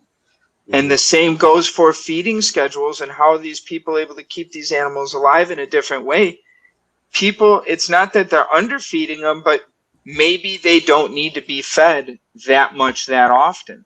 Well, hold on. Neither. Go ahead, Jake. So let me just. So like your OGS, Paul, is triple the size of Shane's OGS, right? So at least. At least. So is Shane abusing his snake because it's not the same size as your snake and it's the same? It's clutch mates. No. So you're taking fast growth and reaching max potential size as two different things here. So there's no statement of abuse on either side. He's but that's not what I'm saying. What I'm saying is Shane's animal is going to get bigger. It's going to, it'll eventually grow. What I'm saying is there's people that are actively getting these snakes and actively not allowing them to grow. There's a big difference here. And I think we as a society and as an industry should not allow that. when people are actively like that guy who posted that video with the 75% mainland, what 24, whatever it was, super dwarf, and he's feeding it, 4 mice a week. Right. People are like, well, it's, they got stuck on this, but like we are allowing people like that to exist in this industry and get away with that. And my question is why? I'm not saying everybody needs to do what I do, which is, feed your snake and get it up to size and do the things you want to do. I enjoy my big retics, so I feed them accordingly. I'm not saying what Shane is doing is abuse. No, I didn't to help us. But he will allow the animal to grow. There's guys out there that are actively not allowing their snakes to grow. That's what I'm talking about. I just wanted to ask. So what is our job then? These guys that are abusing, right? They're feeding. What do we do? Do we just boot them off? I don't know what you can do about it. I mean, because it's not going to stop it, unfortunately. Right? I think can't most do of those anything guys, because honestly, once it has dwarf or super dwarf attached to it, they have their own feeding program. Right. No, I agree with that. But that's why I specifically said mainlands, though. But like, I think the people that do those type of things, they end up taking themselves out of the industry. I mean, look how many guys have we seen, come and go, either A, not feeding, or B, like overfeeding, like Barry. I mean, Barry fed the living shit out of everything he owned. I mean, his snakes were this big at, 10 feet. So my point is, though, is I think that, like, we are getting into this realm of, like, just not allowing these snakes to do what they're supposed to do. And I will find the pictures of that snow, the Kalatoa snow that Barry had. I got her. And he fed her so big. Story goes, fed her so much she broke her back. Literally, she was like broken in half. This Kalatoa snow was huge. I will find pictures of her. And I had some of the very first original Corey Browning's first male snow that was like a big deal when it got released through like Garrick DeMeyer and Michael Powell had it. And this was in 2012 or 13 or something. There's snakes that are all like the Kalatoa stuff from that I remember from 15 plus years ago till today. Those adults all are the same size. Like I've surveyed a lot of people. I've been to a lot of people's houses and seen a lot of collections and a lot of stuff. So I don't think there is gonna be a 15 to 16 foot Kalatoa ever. I think they can get bigger, but I don't think they're gonna get like adult mainland size. No, and be healthy. I think we can all agree that certain localities are going to stay smaller. I don't think anybody's debating that. Just like certain localities are going to be larger, right? There's a reason in the last, 6 months, 2 of the longest snakes in the world ever found were from the same island, damn near the same region, right? Mm-hmm. Like, you're never going to find a snake, a Kalatoa, that's right, an 18-foot Kalatoa in the wild. Find it, right? And part of that, I would theorize that part of that has to do with the adaptations those animals have gone through on those particular islands, right? On Sula, there are videos of the multiple at this point. Gotta love technology because we're now seeing it more and more of them cutting humans, dogs, even small cows out of Sulas, right? Kalatoas, what do they eat? Birds, bats, birds, right? I mean, that's my understanding is a lot of the smaller localities, they live in caves and they're eating bats. Like, if that's the staple of the diet, how big can it actually get, right? And over generations of that being the dietary factor, they're only going to hit a certain size. And as we know from breeding, if you continually breed smaller animals, right? Like, for instance, Shane, if you constantly take the runts from every single clutch and breed them together, you are going to selectively breed down the size simply because whatever is going on in that runt its genetics are different from the rest of the clutch. Is that not the same in dogs, right? 1000%. I never bred dogs, but I bet I could be pretty good at it. I bet that's how that works too. You take 1000%. You take the genetic sample of the breeding, and then you're like, well, this guy's the smallest. I'm breeding for size. Who the fuck's going to keep their biggest Kalatoa from the clutch? Would you keep your smallest Sula from the clutch? You know, so we're plagued to grow them, feed them, and keep them and hold them back based on their name, which is like, that's going to answer Paul's question of like tolerating it. But it's not that we're tolerating it, but we're almost promoting it to go that way. So like as much as as we are to help us is to hurt us. To get people feeding these snakes like every single week is a big meal that you'd consider like, you know, twice the girth of the snake or 1.5 times the girth of the snake, right? That's a pretty big meal. But if you start slamming, if people start slamming all these super dwarfs that way, I mean, eventually it's helping us to have smaller snakes, even the mainlands. But is that by abuse or is that by limiting the maximum size of their prey? We don't. Well, I don't know. It's probably a mixture of both. Yeah. Is that why everyone why everyone's super dwarfs are so small? Because they never get them on pigs? That's like what you said, Weston. Like, I say the same. I get them out of fucking pig as quick as I possibly can. Yeah. Well, and then once they're on a 2-pound pig, it's well, you see what they're saying inside the comments all the time. I feed my snake every 2 to 3 weeks. All right, so you're essentially basically feeding your snake minus shed cycles 12 times a year. I mean, it's hard to grow anything up when you're only feeding it 12 times. And then it's like, okay, well, how big is the meal? Well, I'm feeding it, you know, a small rat. What if they're feeding your animal a small rat 12 times a year? There's really not much nutrition there for it to push it to make it grow a little bit. I mean, I know I've never kept a retic for 25 years. I mean, I think I've one, I'm saying. So, like, if someone's plan is to buy one snake from me and raise it for 10 plus years, the slow growth program isn't the worst way that snake could live its life. If you got one person with one pet snake. I agree with that to an extent, but I mean, there's slow growing it. And then there's controlling it to not hit the size that it should. And I guess that's my entire argument.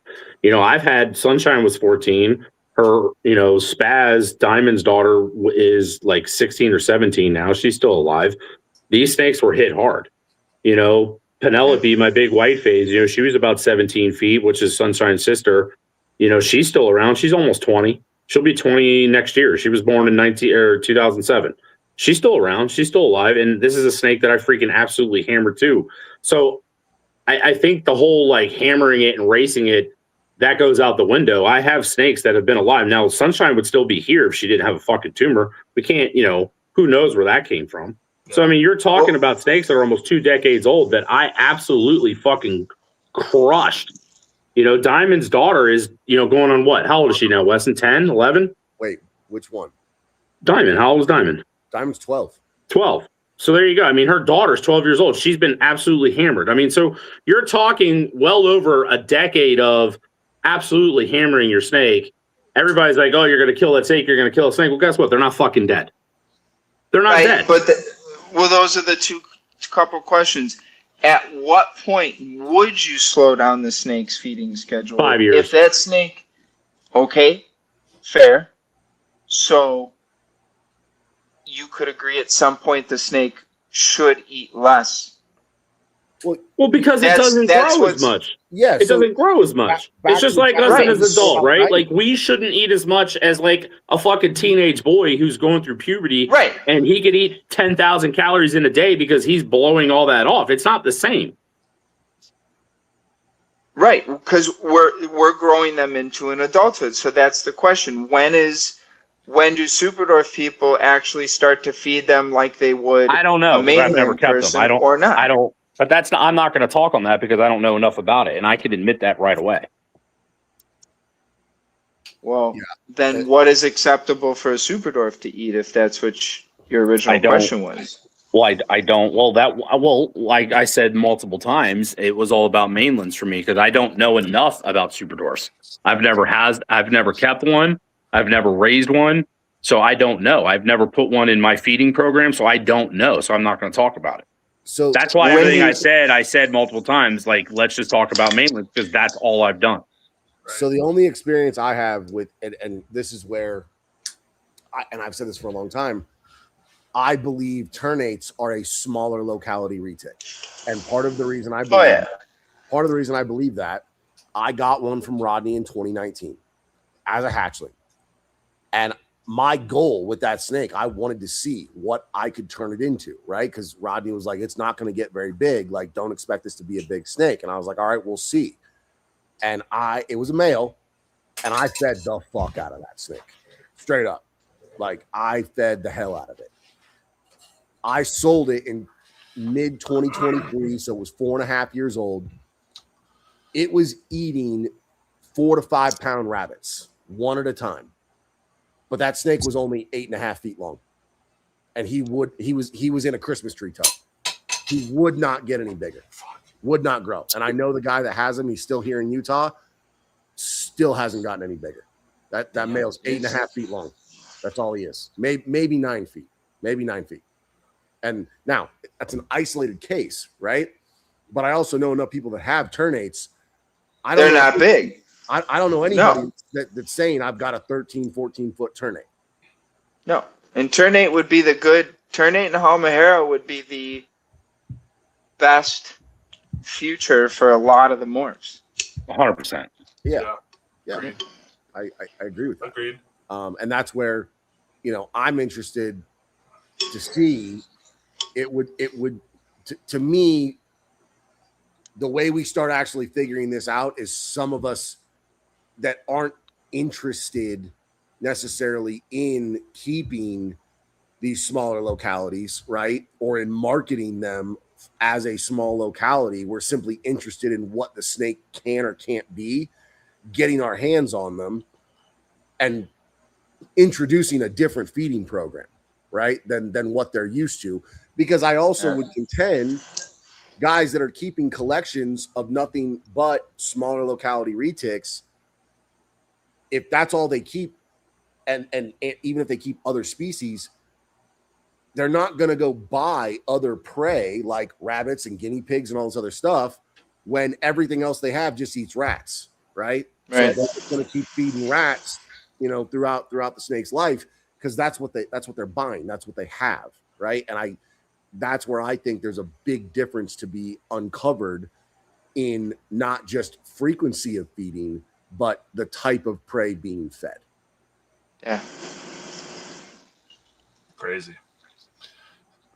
See, even the feeding, man, it's fucking turns into a huge thing between us. It's the whole thing. It's fucking crazy, dude. Because, dude, there's fucking crazy. Everybody's doing something different. Yeah. That's what sucks is, like, I've also done it 5 different ways where I fed them as hard as you can, as fast as you can, as big as you can, or as modestly as you can, as slow as you can, as easy as you can. And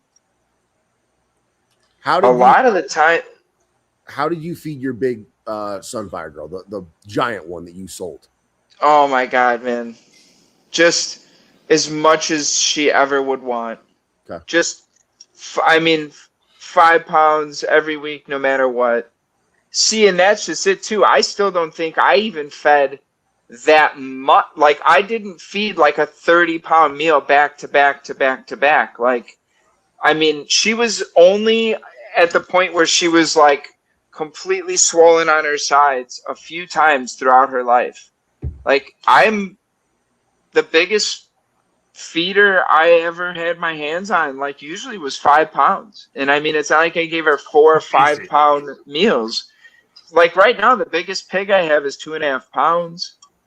Gotcha. So I think there's a lot of stuff to be said about feeding. And I'm going back 7, 8 generations of there's multiple ways to do it. Like, it works for you, right? It works for you. What works for Weston works for him, that female, Paul and me. And I fed that girl every single week, once a week. and a meal that would leave a pretty reasonably sized lump, but nothing extraordinary.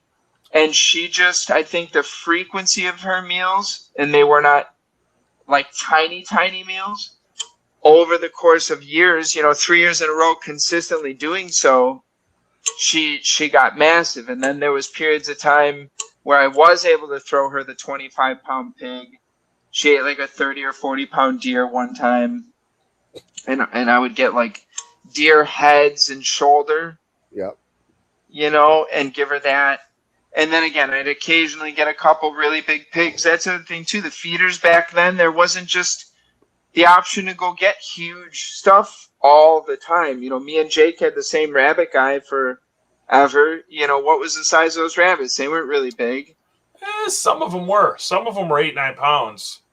But the majority were like in the 3 to 4, 3 to 5. Yeah, they were not very big. So a majority of the snakes that I grew really large were not off of huge meals. It was just a more continuous supply of food more frequently, like religiously every 5 to 7 days. They are always pissing, they're always eating, they're always growing, and they can stay on that for like you said, 4 or 5 years. But at some point, at least for me personally, you kind of pull back. And that's where we evolve, where you're like, well, I can't keep up with this. And then I can't keep up with this with 5 snakes or 30 or 80 I've been in the 150 plus many years, 4 years, many years in a row and down and up, and like at some point it's either like how many snakes you have versus, there's some area where you're like, I have this many snakes, I can't feed all of these snakes all this heavy. So you slowly adopt different feeding regimens with each passing year and how you start your holdbacks and raise them. And then you're like, well, turns out I can feed them a little bit less and still have eggs in 3 years. Yeah. Because I approach it from a very different approach. I'm looking at already breeding the baby I'm looking at in the egg. I'm already like, what steps because I've had a male breed at 5 months, I could get them to breed at a year. Same with the females. Some of them you have to get to a certain point in the project, get them to go at 2.5 years, or get them to go right at 3 years. Sometimes you can raise them very slow and go 5, 6, 7 years. But you develop different feeding programs, and then you're like, turns out this one works too. And then this one works too. And then this one works a little modified for this one. So there is times where mainlands, they arrive at the same point, one eating every 5 days and one eating every other week. And they're both laying eggs a week apart, and they're siblings. And they're the same, and they almost arrive at the same point. I bet your girl and my girl will probably have eggs at the end of this year, same time. Your OGS. I think so. Yeah. I think so. I'm holding her off for someone. I want to pick a certain male, but I'm planning on having her on eggs by the end of this year. Yeah. I mean, that's my plan. That's it. Yeah. I'm doing it. I know it's already been done, but I want to make the Sun Tiger Orange Glow OGS. That's just for me. That's what I want to do. Absolutely do it. Oh, yeah. So, yeah. Fucking A. I actually think she's getting ready to be close now, to be honest with you. She's starting to display some breeding behavior, so we'll see. Yeah, she's thick. She's looking good. She's big. She's about 14 feet though. She's close to 14 feet. I had her out the other day. She's bigger than my Sula. That's awesome. She's been big. She's big. That's awesome. She's a big snake. And that's the other thing. Like, I do think some snakes just naturally get bigger than others, even if they're clutch mates. It just, fuck. One of my best friends, Anthony Prosper, him and his brother's 6'7", he's 6'4". They're brothers. Yeah. So some shit will get bigger than others, even in the same clutch, and stay smaller. It is what it is. Definitely. But I got to roll, dude. It's almost midnight here. 2.5 hours. Do you guys want to call it? We'll have to do it again, man, because I figured it would turn into this long episode. So this worked out better. We'll have to do it again for sure. Good. Let us know. Cool. All right. All right, How guys, many so people watch this thing? Did it show? It's been like 30 to 40 pretty much the whole time. So 1 million billion. yeah, pretty good.